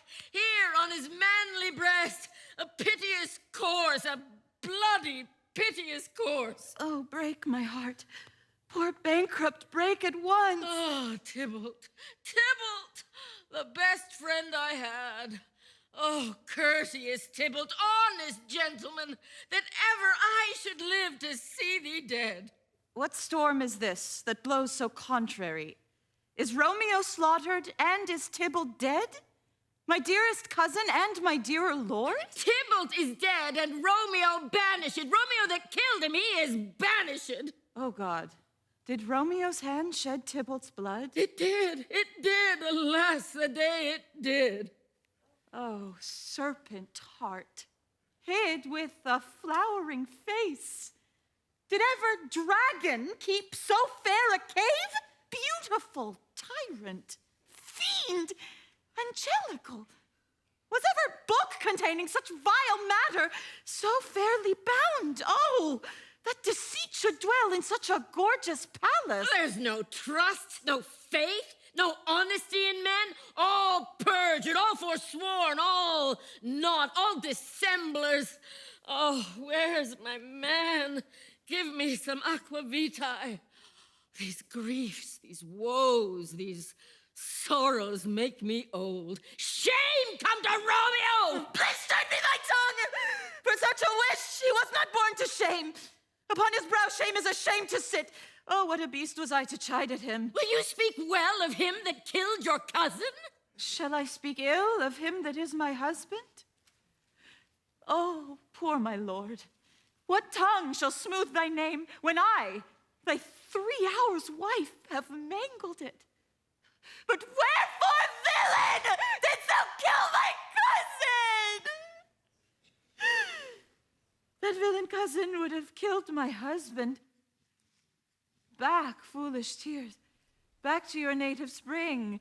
My husband lives that Tybalt would have slain, and Tybalt's dead that would have slain my husband. All this is comfort. Wherefore weep I then? Some word there was, worser than Tybalt's death, that murdered me. I would forget it, fain. But oh, it presses to my memory like damned guilty deeds to sinners' minds. Tybalt is dead, and Romeo banished. That banished, That one word, banished, hath slain 10,000 Tybalts. Tybalt's death was woe enough if it had ended there, or if sour woe delights in fellowship. I followed not when she said, Tybalt's dead, thy father or thy mother, nay, or both. Romeo is banished. To speak that word is father, mother, Tybalt, Romeo, Juliet, all slain, all dead. Romeo is banished. There is no end, no limit, measure, bound in that word's death. No words can that woe sound. Where's my father and my mother, nurse? Weeping and wailing over Tybalt's corse. Will you go to them? I will bring you thither. Wash they his wounds with tears. Mine shall be spent when theirs are dry for Romeo's banishment. Take up those cords. Poor robes, you are beguiled, both you and I, for Romeo is exiled. He made you for a highway to my bed, but I, a maid, die maiden widowed. Come, cords, come, nurse, I'll to my wedding bed, and death, not Romeo, take my maiden hand. Hie to your chamber. I'll find Romeo to comfort you. I wot well where he is. Hark ye. Your Romeo will be here at night. I'll to him. He is hid at Lawrence cell. Oh, find him. Give this ring to my true knight, and bid him come to take his last farewell. Romeo, come forth. Come forth, thou fearful man. Affliction is enamored of thy parts, and thou art wedded to calamity. Father, what news? What is the prince's doom? What sorrow craves acquaintance at my hand that I yet know not? Too familiar is my dear son with such sour company. I bring thee tidings of the prince's doom. What less than doomsday is the prince's doom? A gentler judgment vanished from his lips. Not body's death, but body's banishment. Banishment? Be merciful, say death. For exile hath more terror in his look, much more than death. Now do not say banishment. Hence from Verona art thou banished. Oh, be patient, for the world is broad and wide. There is no world without Verona walls, but purgatory, torture, hell itself, hence banished, is banished from the world. And world's exile is death. Then banished is death mistermed, calling death banished.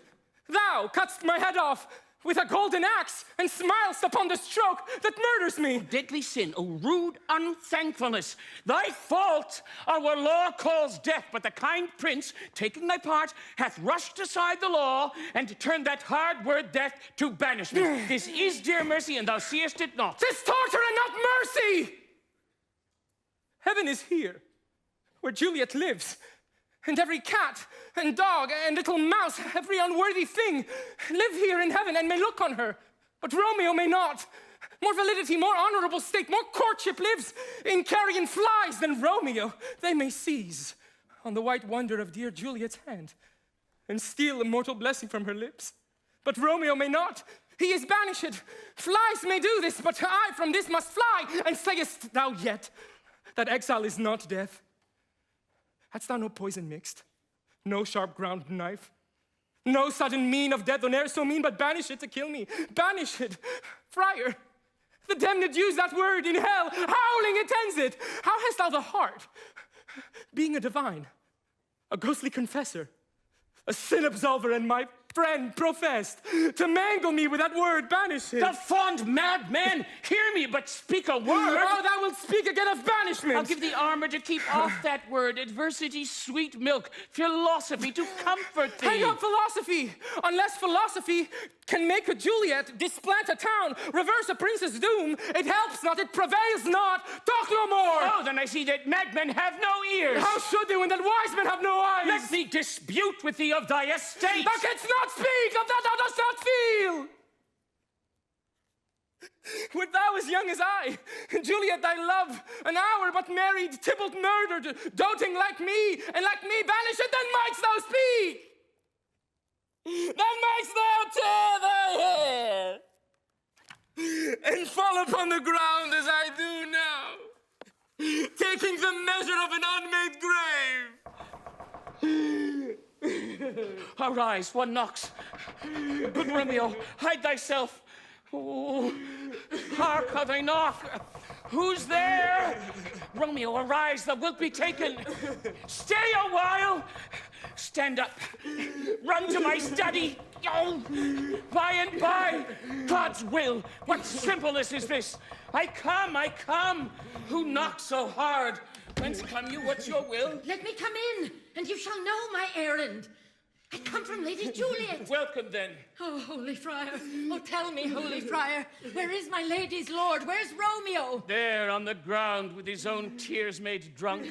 Oh, he is even in my mistress' case, just in her case. Oh, woeful sympathy. Even so lies she, blubbering and weeping and blubbering. Stand up. Stand up. Stand, and you be a man. For Juliet's sake, for her sake, rise and stand. Oh, nurse. Ah, sir. Oh, sir. Death's the end of all. Speakst thou of Juliet? How is it with her?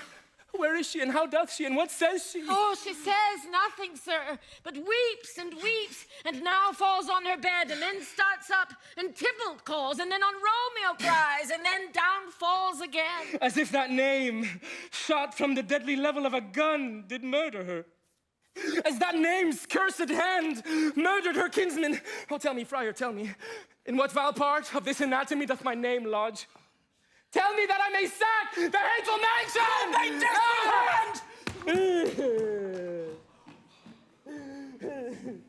Art thou a man?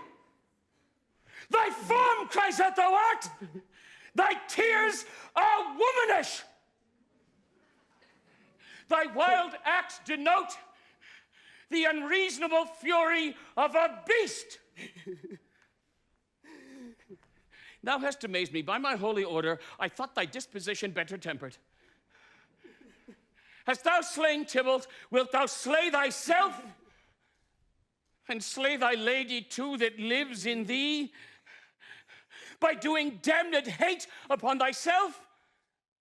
Oh, what roused thee, man? Thy Juliet is alive. There art thou happy.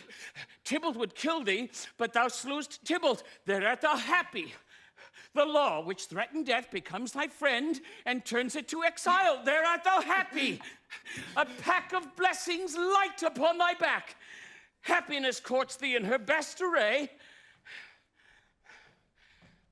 But like a misbehaved and sullen child, thou pout'st upon thy fortune and thy love. Take heed, for such die miserable.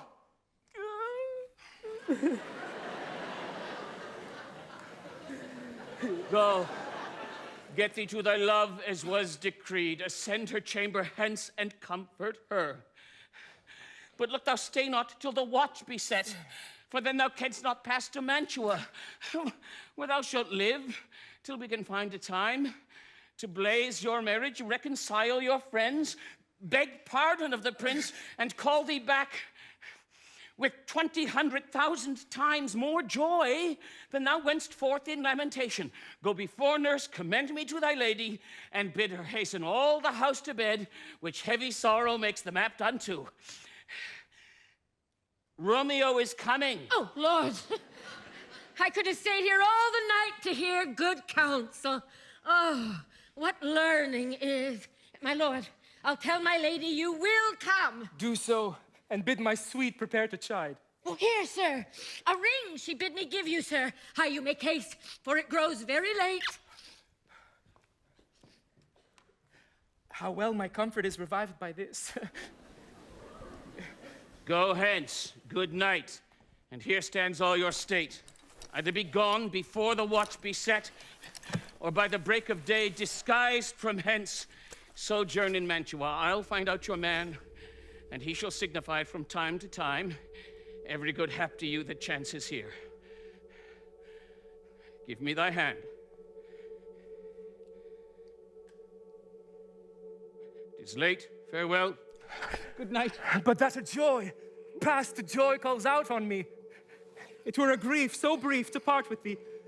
Farewell. Things have fallen out, sir, so unluckily that we have had no time to move our daughter. Look you, she loved her kinsman Tybalt dearly, and so did I. Well, we were born to die. It is very late. She'll not come down tonight, I promise you, but for your company, I would have been abed an hour ago. These times of woe afford no time to woo. Madam, good night. Commend me to your daughter. I will, and know her mind early tomorrow. Tonight she's mewed up to her heaviness. Sir Paris, I will make a desperate tender of my child's love. I think she will be ruled in all respects by me. Nay, more, I doubt it not. Wife, go you to her ere you go to bed. Acquaint her here of my son, Paris's love, and bid her, now mark you me, on Wednesday next, but soft. What day is this? Monday, my lord. Monday? Aha! Well, Wednesday's too soon. A Thursday, let it be. A Thursday, tell her she shall be married to this noble earl. Will you be ready? Do you like this haste? My lord, I would that Thursday were tomorrow. Well, get you gone. A Thursday be it then. Go you to Juliet ere you go to bed. Prepare her wife gainst this wedding day. Farewell, my lord. Light to my chamber, ho! For me, it is so very late that we may call it early by and by.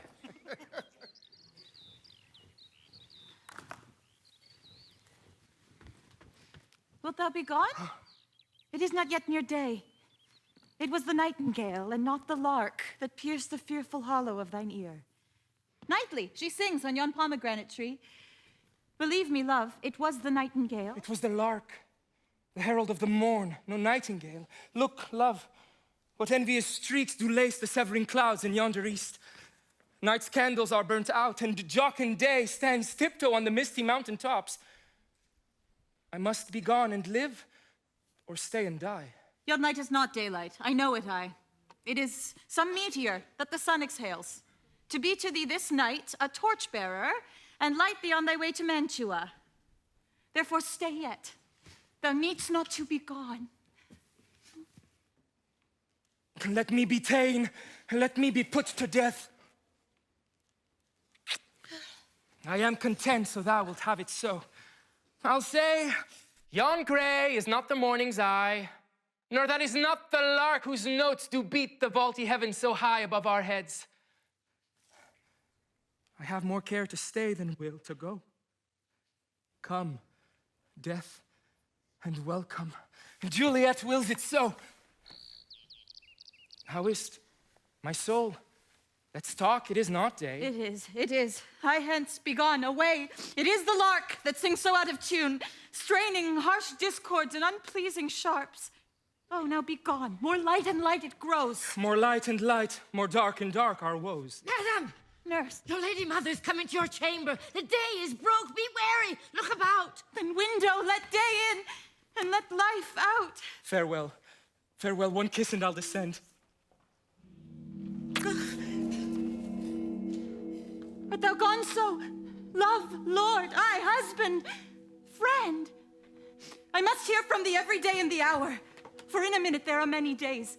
Oh, by this count I shall be much in years, ere I again behold my Romeo. Farewell.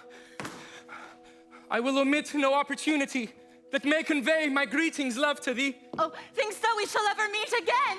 I doubt it not. And all these woes shall serve for sweet discourses in our time to come. Oh God, I have an ill-divining soul. Methinks I see thee now thou art so low, as one dead in the bottom of a tomb. Either my eyesight fails or thou look'st pale. And trust me, love, in my eye so do you. Dry sorrow drinks our blood. Adieu! Adieu!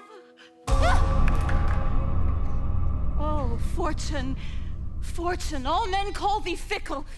Be fickle, fortune, for then I hope thou wilt not keep him long, but send him back. Oh, daughter, are you up?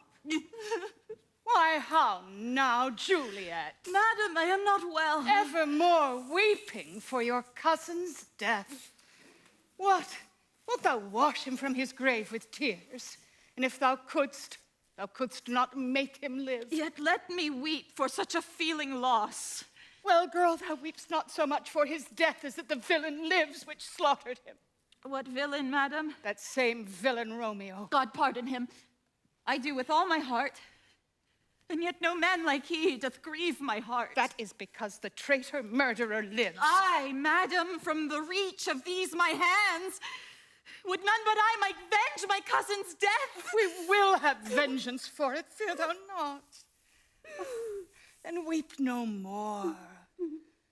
I'll send to one in Mantua, where that same banished runagate doth live, shall give him such an unaccustomed dram that he shall soon keep Tybalt company. Madam, if you could find out but a man to bear a poison, I would temper it, that Romeo should, upon receipt thereof, soon sleep in quiet. Oh, how my heart abhors to hear him named and cannot come to him. Find thou the means, and I'll find such a man. But now, I'll tell thee joyful tidings, girl. And joy comes well in such a needy time. What are they? I beseech your ladyship. Well, well, thou hast a careful father, child, one who, to put thee from thy heaviness, hath sorted out a sudden day of joy that thou expect'st not, nor I looked not for. Madam, in happy time, what day is that? Mary, my child, early next Thursday morn, the gallant, young, and noble gentleman, the County Paris, at St. Peter's Church, shall haply make thee there a joyful bride. Now by St. Peter's Church, and Peter too, he shall not make me there a joyful bride. I wonder at this haste that I must wed, ere he that should be husband comes to woo. I pray you, tell my lord and father, madam, I will not marry yet, and when I do, I swear, it shall be Romeo, whom you know I hate, rather than Paris. These are news indeed. Here comes your father. Tell him so yourself, and see how he will take it at your hand. When the sun sets, the earth doth drizzle dew. But for the sunset of my brother's son, it rains downright. How now? A conduit girl, what still in tears evermore showering? How now, wife? Have you delivered to her our decree? Aye, sir, but she will none. She gives you thanks. I would the fool were married to her grave. Soft! Take me with you. Take me with you, wife. How? Was she none? Doth she not give us thanks? Is she not proud? Doth she not count her blessed, unworthy as she is, that we have brought so worthy a gentleman to be her bridegroom? Not proud you have, but thankful that you have. Proud can I never be of what I hate, but thankful even for hate that is meant love. How now, how now? Chopped logic? What is this? Proud, and I thank you not, and yet not proud.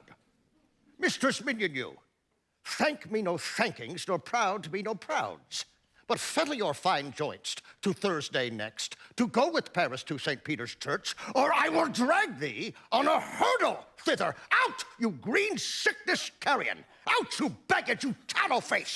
Fie, what are you, mad? Good father, I beseech you on my knees, hear me with patience, but to speak a word. Hang the young baggage, you disobedient wretch! I tell thee what. Get thee to church a Thursday, or never after look me in the face. No, speak not, reply not, do not answer me, till my fingers itch, wife. We scarce thought us blessed that God had lent us but this only child.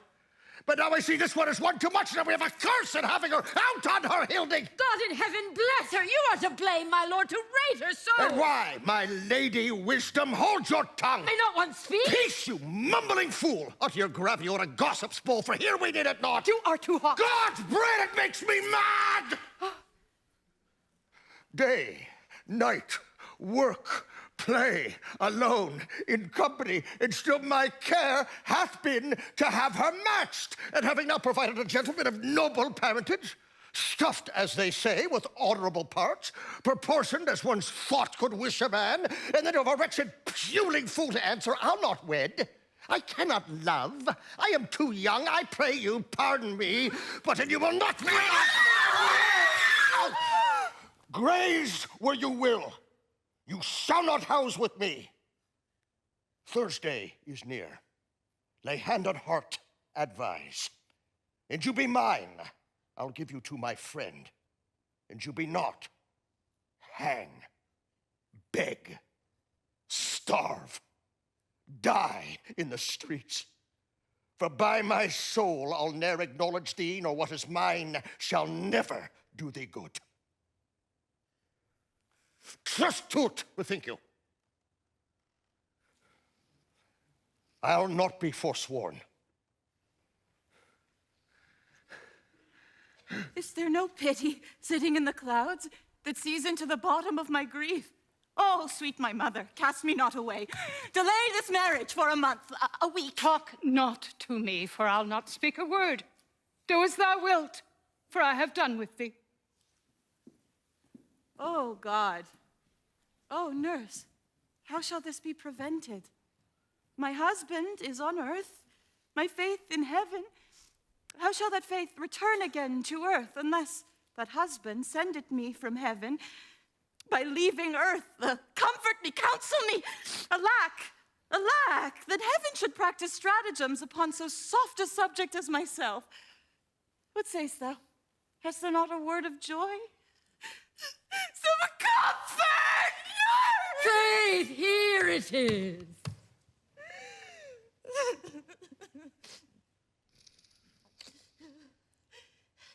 Romeo is banished, and all the world to nothing that he dares ne'er come back to challenge you. Then, since the case so stands, as now it doth, I think it best you married with the county. Oh, he's a lovely gentleman. Romeo's a dish-clout to him. An eagle, madam, hath not so green, so quick, so fair an eye as Paris hath. Beshrew my very heart, I think you are happy in this second match, for it excels your first. Or if it did not, your first is dead. Or 'twere as good he were as living here, and you no use of him. Speakst thou from thy heart? And from my soul, too, else beshrew them both. Amen. What? Well, thou hast comforted me marvelous much. Go in and tell my lady I am gone, having displeased my father to Lawrence' cell, to make confession and to be absolved. Oh, Mary, I will, and this is wisely done. Ancient damnation. Oh, most wicked fiend. Go, counselor. Thou and my bosom henceforth shall be twain. I'll to the friar to know his remedy. If all else fail, myself have power to die. On Thursday, sir. The time is very short. My father Capulet will have it so, and I am nothing slow to slack his haste. You say you do not know the lady's mind. Uneven is the course, I like it not. Good sir, her father counts it dangerous that she doth give her sorrow so much sway, and in his wisdom hastes our marriage. I would I knew not why it should be slowed. Look, sir, here comes the lady towards my cell. Happily met, my lady and my wife. That may be, sir, when I may be a wife. That may be, must be, love, on Thursday next. What must be shall be. That's a certain text. Come you to make confession to this father? To answer that, I should confess to you. Poor soul, thy face is much abused with tears. The tears have got small victory by that, for it was bad enough before their spite. Thou wrong'st it more than tears with that report. Thy face is mine, and thou hast slandered it. It may be so, for it is not mine own. Are you at leisure, Holy Father, now, or shall I come to you at evening mass? My leisure serves me, pensive daughter, now. My lord, we must entreat the time alone. God shield, I should disturb devotion. Juliet, on Thursday early will I rouse ye. Till then, adieu, and keep this holy kiss.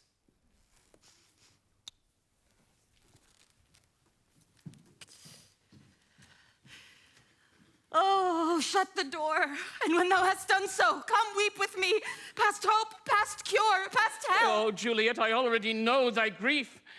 It strains me past the compass of my wits. I hear thou must, and nothing may prorogue it. On Thursday next, be married to this county. Tell me not, friar, that thou hear'st of this, unless thou tell me how I may prevent it. If in thy wisdom thou canst give no help, Do thou but call my resolution wise, and with this knife I'll help it presently. God joined my heart and Romeo's, thou our hands, and ere this hand by thee to Romeo sealed shall be the label to another deed, or my true heart with treacherous revolt turn to another, this shall slay them both. Be not so long to speak! I long to die, if what thou speaks be not of remedy! Hold, daughter, I do spy a kind of hope.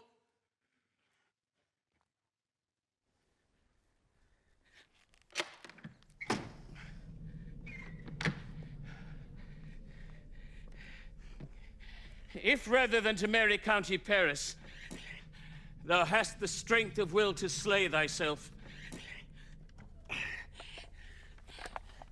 then is it likely thou wilt undertake a thing like death to chide away this shame?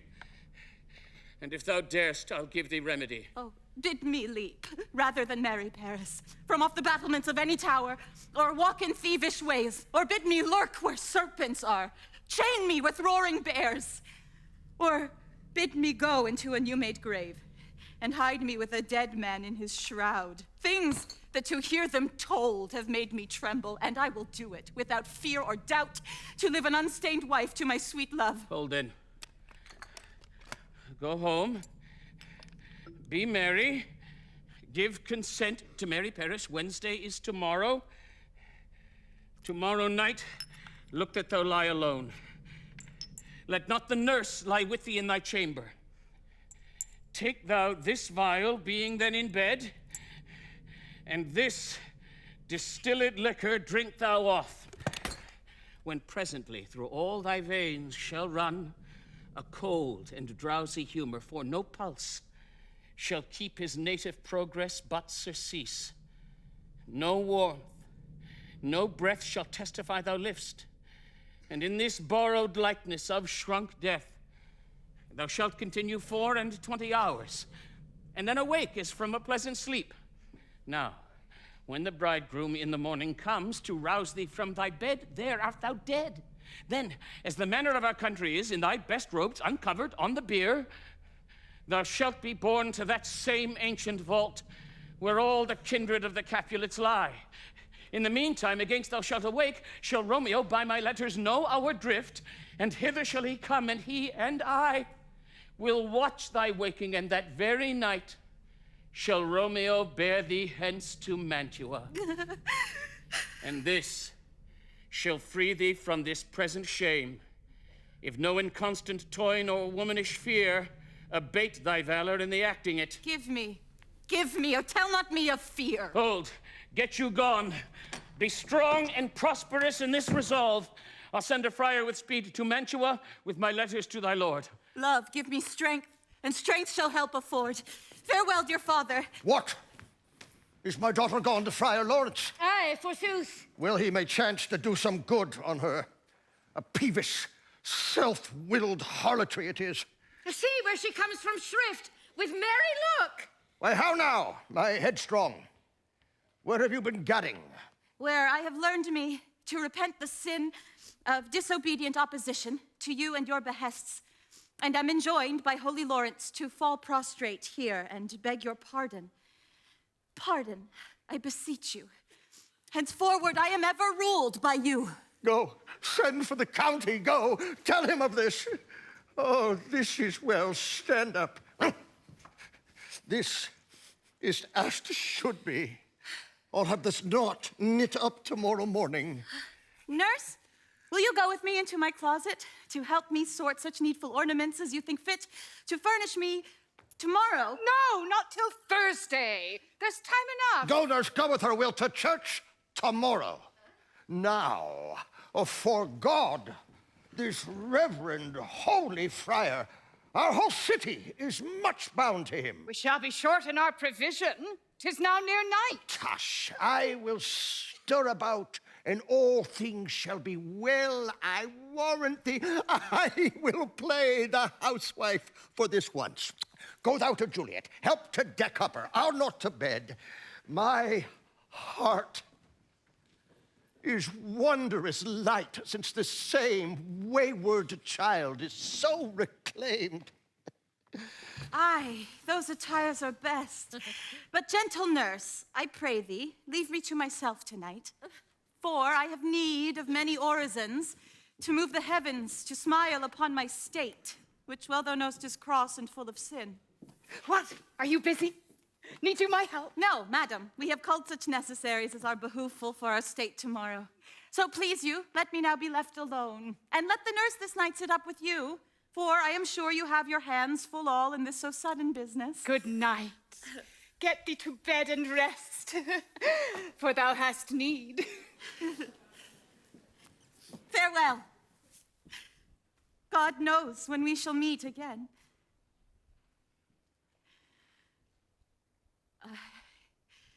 I have a faint, cold fear thrills through my veins that almost freezes up the heat of life. I'll call them back again to comfort me. Nurse! What should she do here?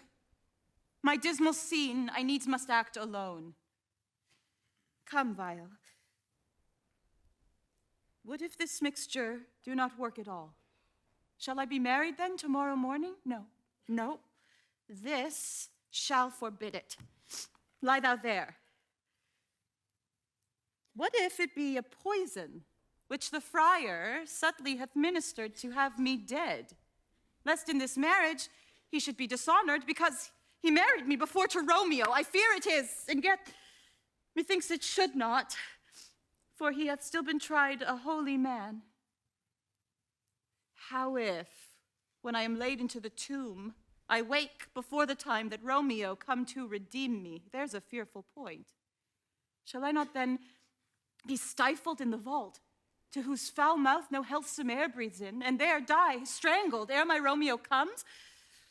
Or if I live, is it not very like the horrible conceit of death and night, together with the terror of the place, as in a vault, an ancient receptacle, where for these many 100 years the bones of all my buried ancestors are packed, where bloody Tybalt, yet but green in earth, lies festering in his shroud, where, as they say, at some hours in the night, spirits resort.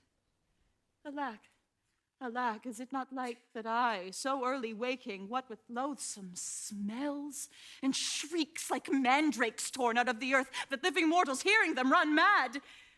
Oh, if I wake, shall I not be distraught, environed with all these hideous fears, and madly play with my forefathers' joints, and pluck the mangled Tybalt from his shroud, and in this rage, with some great kinsman's bone, as with a club, dash out my desperate brains? Oh, look, methinks I see my cousin's ghost, seeking out Romeo, that did spit his body upon a rapier's point. Stay, Tybalt, stay! Romeo, Romeo, Romeo, here's drink. I drink to thee.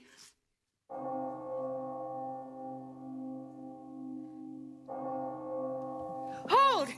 Take these keys and fetch more spices, nurse. They call for dates and quinces in the pastry. Come! Stir! Stir! Stir! The second cock hath crowed, the curfew bell hath rung. 'Tis 3 o'clock. Look to the baked meats, good Angelica. Spare not for cost. Oh, go, you cockling, go. Get you to bed. Faith, you'll be sick tomorrow for this night's watch. Now, not a whit. What? I've watched ere now all night for lesser cause and ne'er been sick. You have been a mouse hunt in your time, but I will watch you from such watching now. A jealous hood, a jealous hood. Now, fellow, what is there? Things for the cook, sir, but Make haste, make haste, make haste! Oh, good faith this day. The county will be here with music straight, for so he said he would. I hear him near.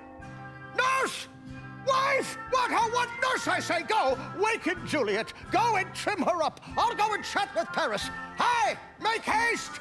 Make haste! The bridegroom, he is come already. Make haste, I say! Mistress! What mistress? Juliet! Fast, I warrant her she. Why, lamb, why, ladybird. Oh, fie, you slug-a-bed. Why, love, I say. Madam, sweetheart, why, bride. What? Not a word? You take your pennyworths now, sleep for a week. For the next night, I warrant, the County Paris has set up his rest that you shall rest but little. God forgive me, Mary and amen. How sound is she asleep? I must needs wake her. Madam! Madam! Madam! Aye, let the county take you in your bed. He'll fright you up, i' faith, will it not be? What? Dressed and in your clothes and down again? I must needs wake you. Lady. Lady. Lady.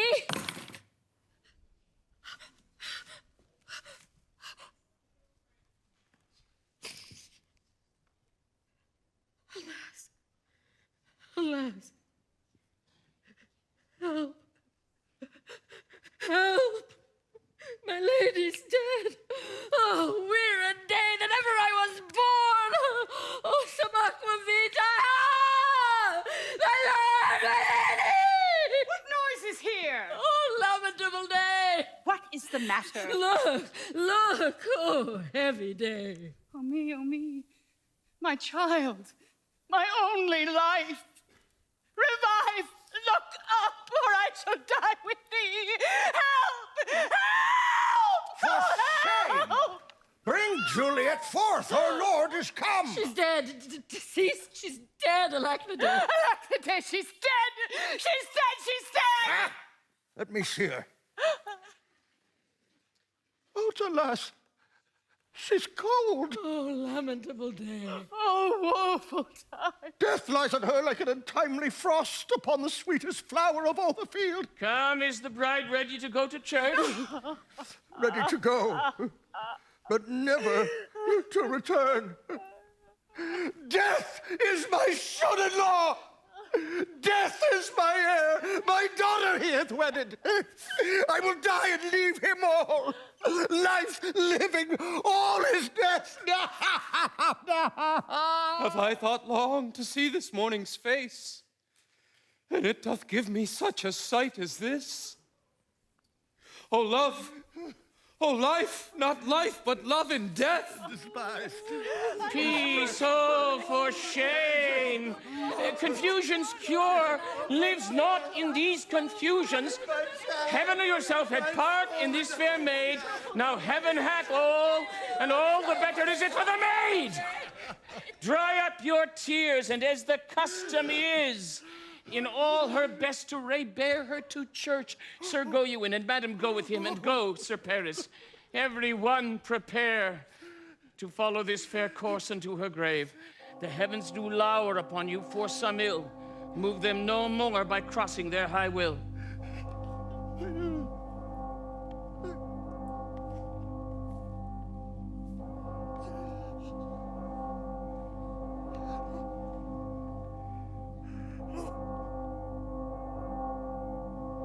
All things that we ordained festival turn from their office to black funeral.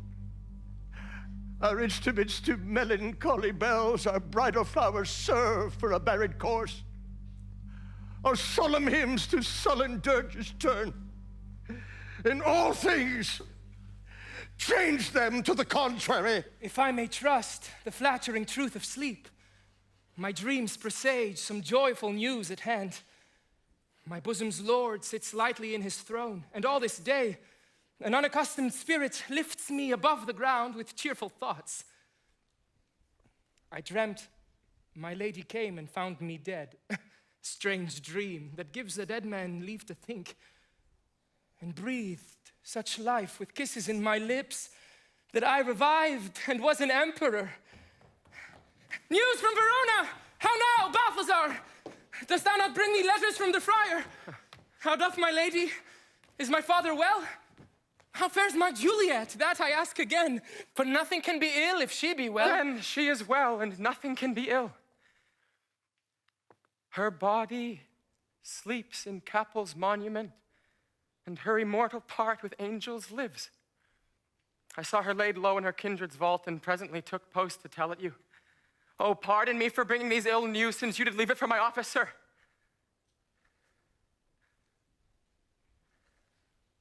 Is it e'en so? Then I defy you, stars. Thou knowest my lodging. Get me ink and paper and hire post horses. I will hence tonight. I do beseech you, sir, have patience. Your looks are pale and wild, and do import some misadventure. Hush! Thou art deceived. Hast thou no letters to me from the friar? No, my good lord. No matter, get thee gone, and hire those horses. I'll be with thee straight. Well, Juliet, I will lie with thee tonight. Let's see for means. Oh, mischief.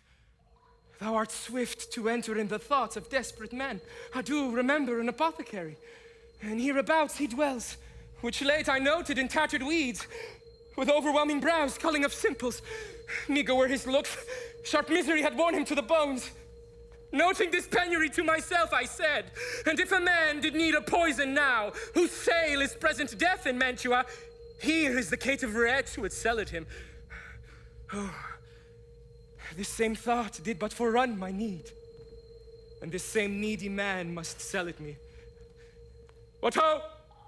Apothecary! Who calls so loud? Come hither, man. I see that thou art poor. Hold. There's 40 ducats. Let me have a dram of poison. Such soon speeding gear as will disperse itself through all the veins, that the life-weary taker may fall dead. Such mortal drugs I have. But Mantua's law is death to any he that utters them. Art thou so bare and full of wretchedness, and fear'st to die?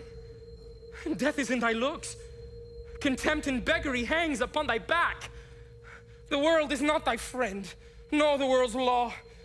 The world affords no law to make thee rich, then be not poor, but break it, and take this.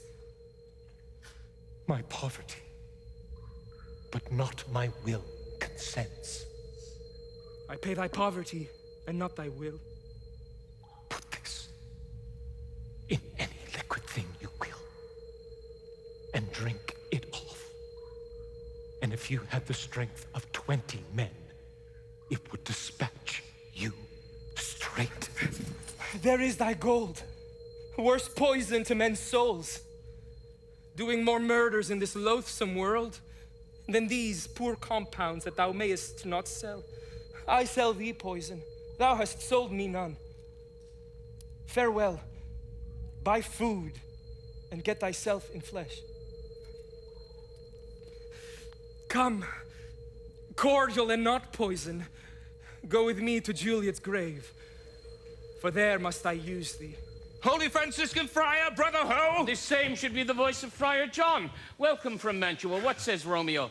Or if his mind be writ, give me his letter. Going to find a barefoot brother out, one of our order, to accompany me here in the city, visiting the sick and finding him.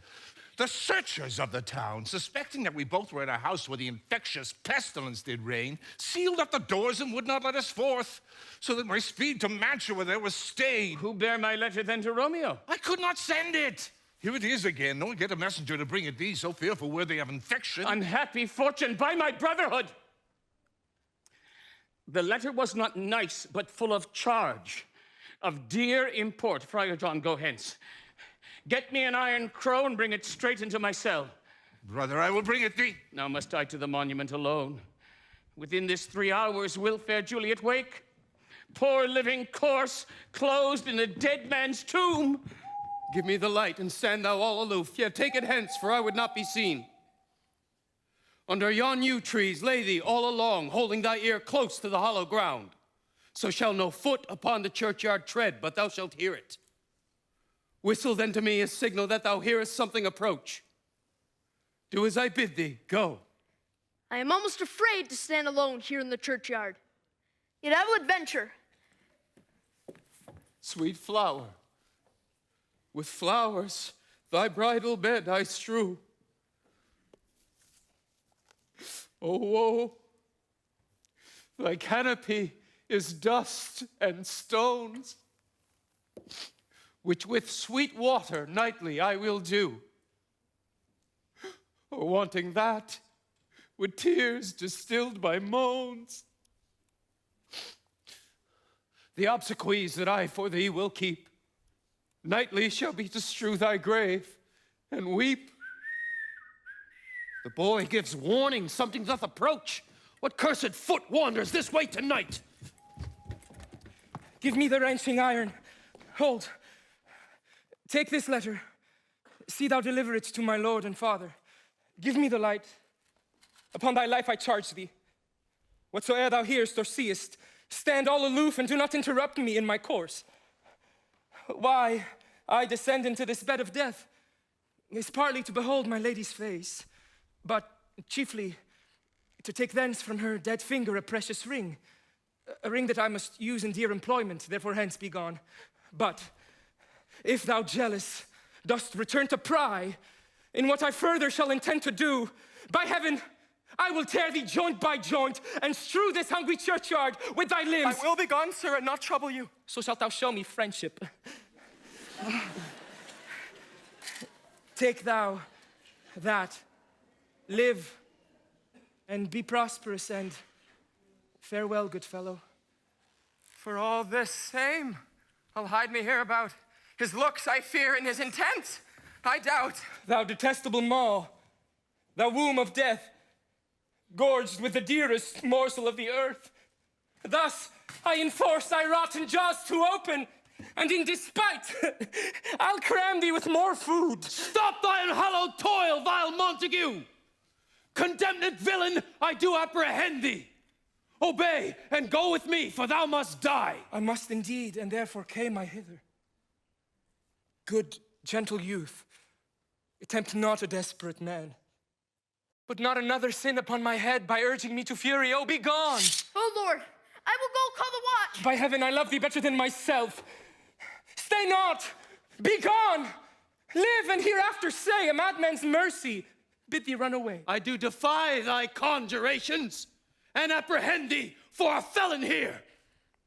Wilt thou provoke me? Then have at thee, boy.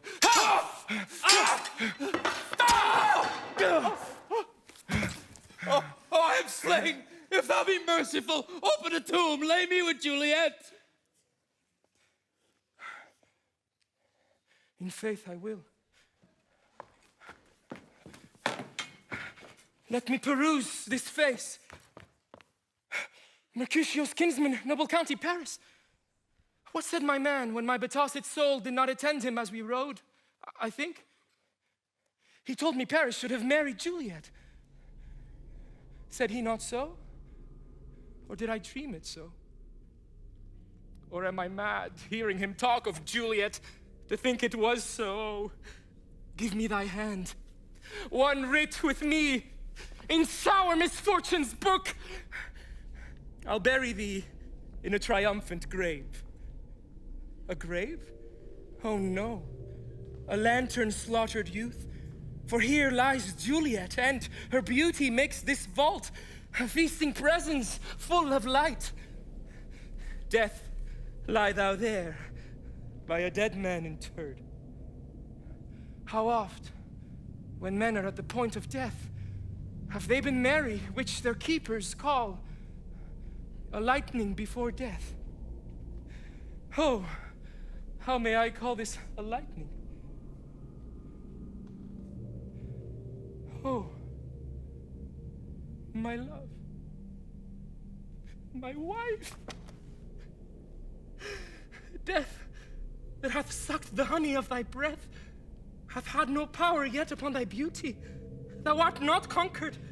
Beauty's ensign yet is crimson in thy lips and in thy cheeks, and death's pale flag is not advanced there. Tybalt, liest thou there in thy bloody sheet? Oh, what more favor can I do to thee than with that hand that cut thy youth in twain to sunder his that was thine enemy? Forgive me, cousin.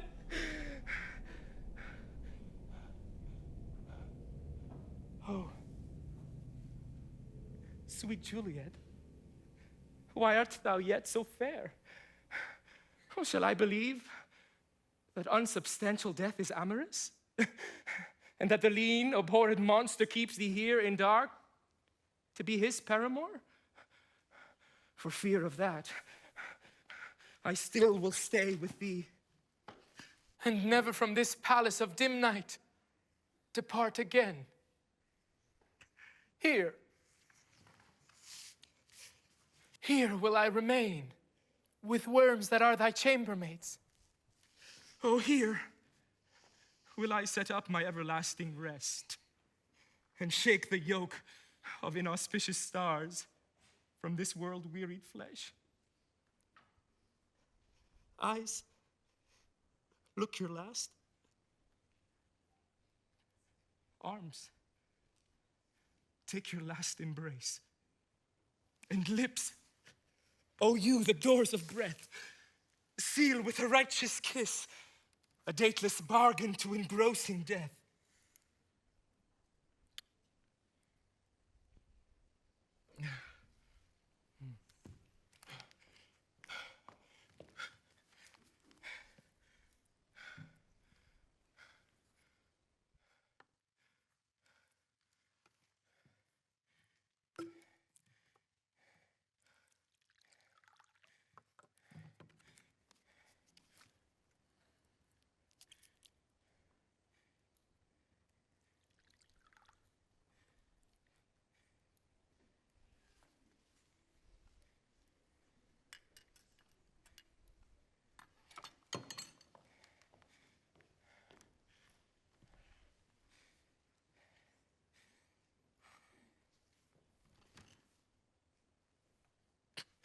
Come, bitter conduct.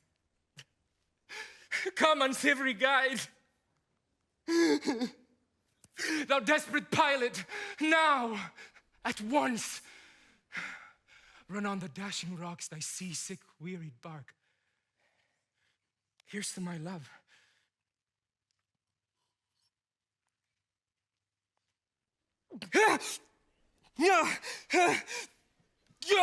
How true apothecary! Thy drugs are quick. Thus, with a kiss, I die.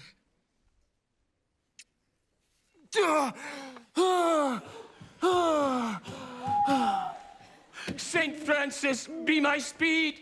Oh, how oft tonight have my old feet stumbled at graves. Oh, who's there? Here's one, a friend, and one that knows you well. Bliss be upon you. Tell me, good my friend, what torch is yond that vainly lends his light to grubs and eyeless skulls? As I discern, it burneth in the Capul's monument. It doth so, holy sir, and there's my master, one that you love. Who is it? Romeo. What? How long hath he been there? Full half an hour. Go with me to the vault. I dare not, sir. My master knows not, but I am gone hence, and fearfully did menace me with death if I did stay to look on his intent. Stay then, I'll go alone. Fear comes upon me. Oh, much I fear some ill, unlucky thing. As I did sleep under this yew tree here, I dreamt my master and another fought, and that my master slew him. Romeo! Oh, oh, oh. Alack, alack, what blood is this which stains the stony entrance of this sepulchre? Romeo? Oh! Pale! Oh! What? Who else? What? Paris too, and steeped in blood? Oh, what an unkind hour is guilty of this lamentable chance. The lady stirs. Oh, comfortable friar. Where's my lord? I do remember well where I should be, and there I am. Where is my... Romeo! I hear some noise, lady. Come from that nest of death, contagion, and unnatural sleep. A greater power than we can contradict hath thwarted our attempts. Come, come away. Oh! Thy husband in thy bosom there lies dead. Stay not to question, for the watch is coming. Come, go, good Juliet, I dare no longer stay. Go, get thee hence, for I will not away. Oh.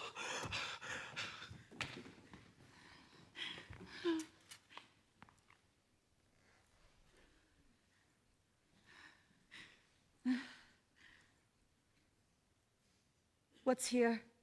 A cup closed in my true love's hand. Poison, I see, hath been his timeless end. Oh, churl, drunk all, and left no friendly drop to help me after. I will kiss thy lips. Haply some poison yet doth hang on them, to make me die with a restorative. Thy lips are warm.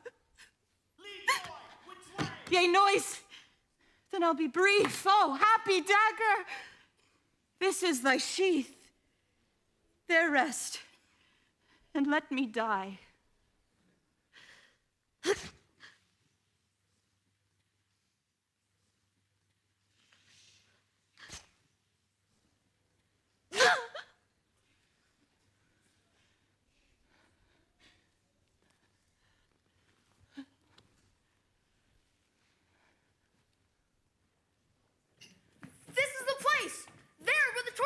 The ground is bloody.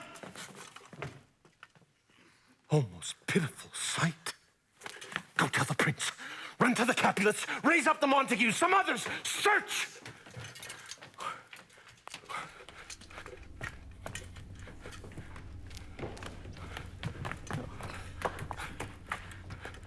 We see the ground whereon these woes do lie. But the true ground of all these piteous woes we cannot without circumstance descry. Here's Romeo's man. We found him in the churchyard. Hold him in safety till the prince come hither. Here's a friar with instruments upon him, fit to open dead men's tombs. A great suspicion stay the friar too.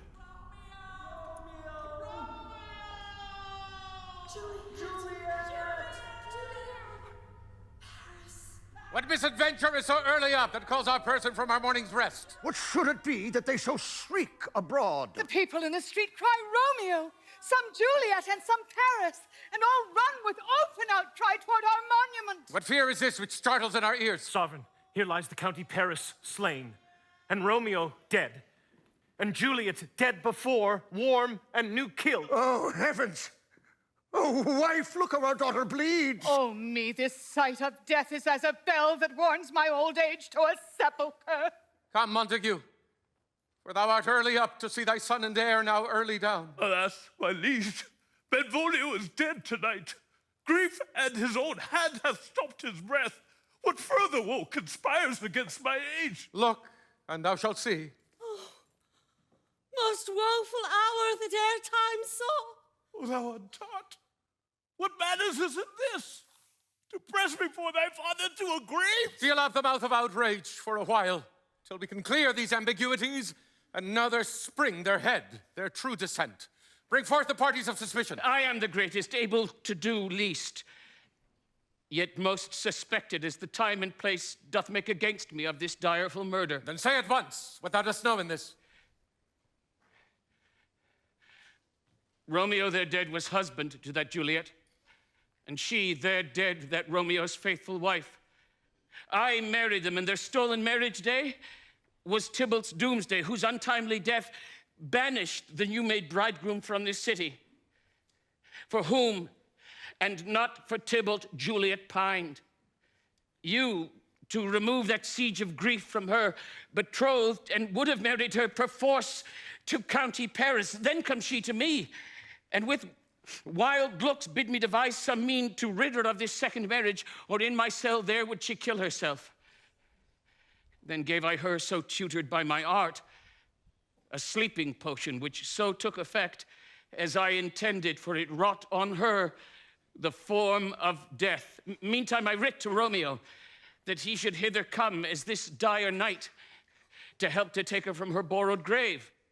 But he which bore my letter, Friar John, was stayed by accident, and yesternight returned my letter back. Then all alone came I to take her from her kindred's vault. But when I came, some minute ere the time of her awaking, here untimely lay the noble Paris and true Romeo dead. She wakes, and I entreated her come forth and bear this work of heaven with patience. But then a noise did scare me from the tomb, and she, too desperate, would not go with me, but as it seems did violence on herself. Where is Romeo's man? What can he say in this? I brought my master news of Juliet's death.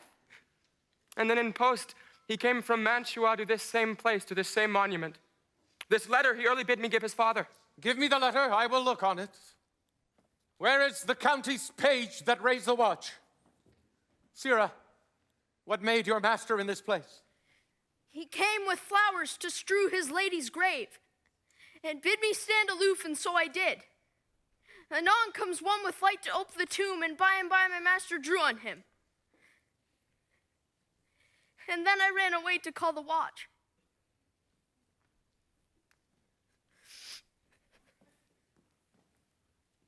This letter doth make good the friar's words. Their course of love, the tidings of her death. And here he writes how he did buy a poison of a poor apothecary, and therewithal came to this vault to die and lie with Juliet. Where be these enemies? Capulet, Montague, see what a scourge is laid upon your hate, that heaven finds means to kill your joys with love. And I, for winking at your discords too, have lost a brace of kinsmen. All are punished.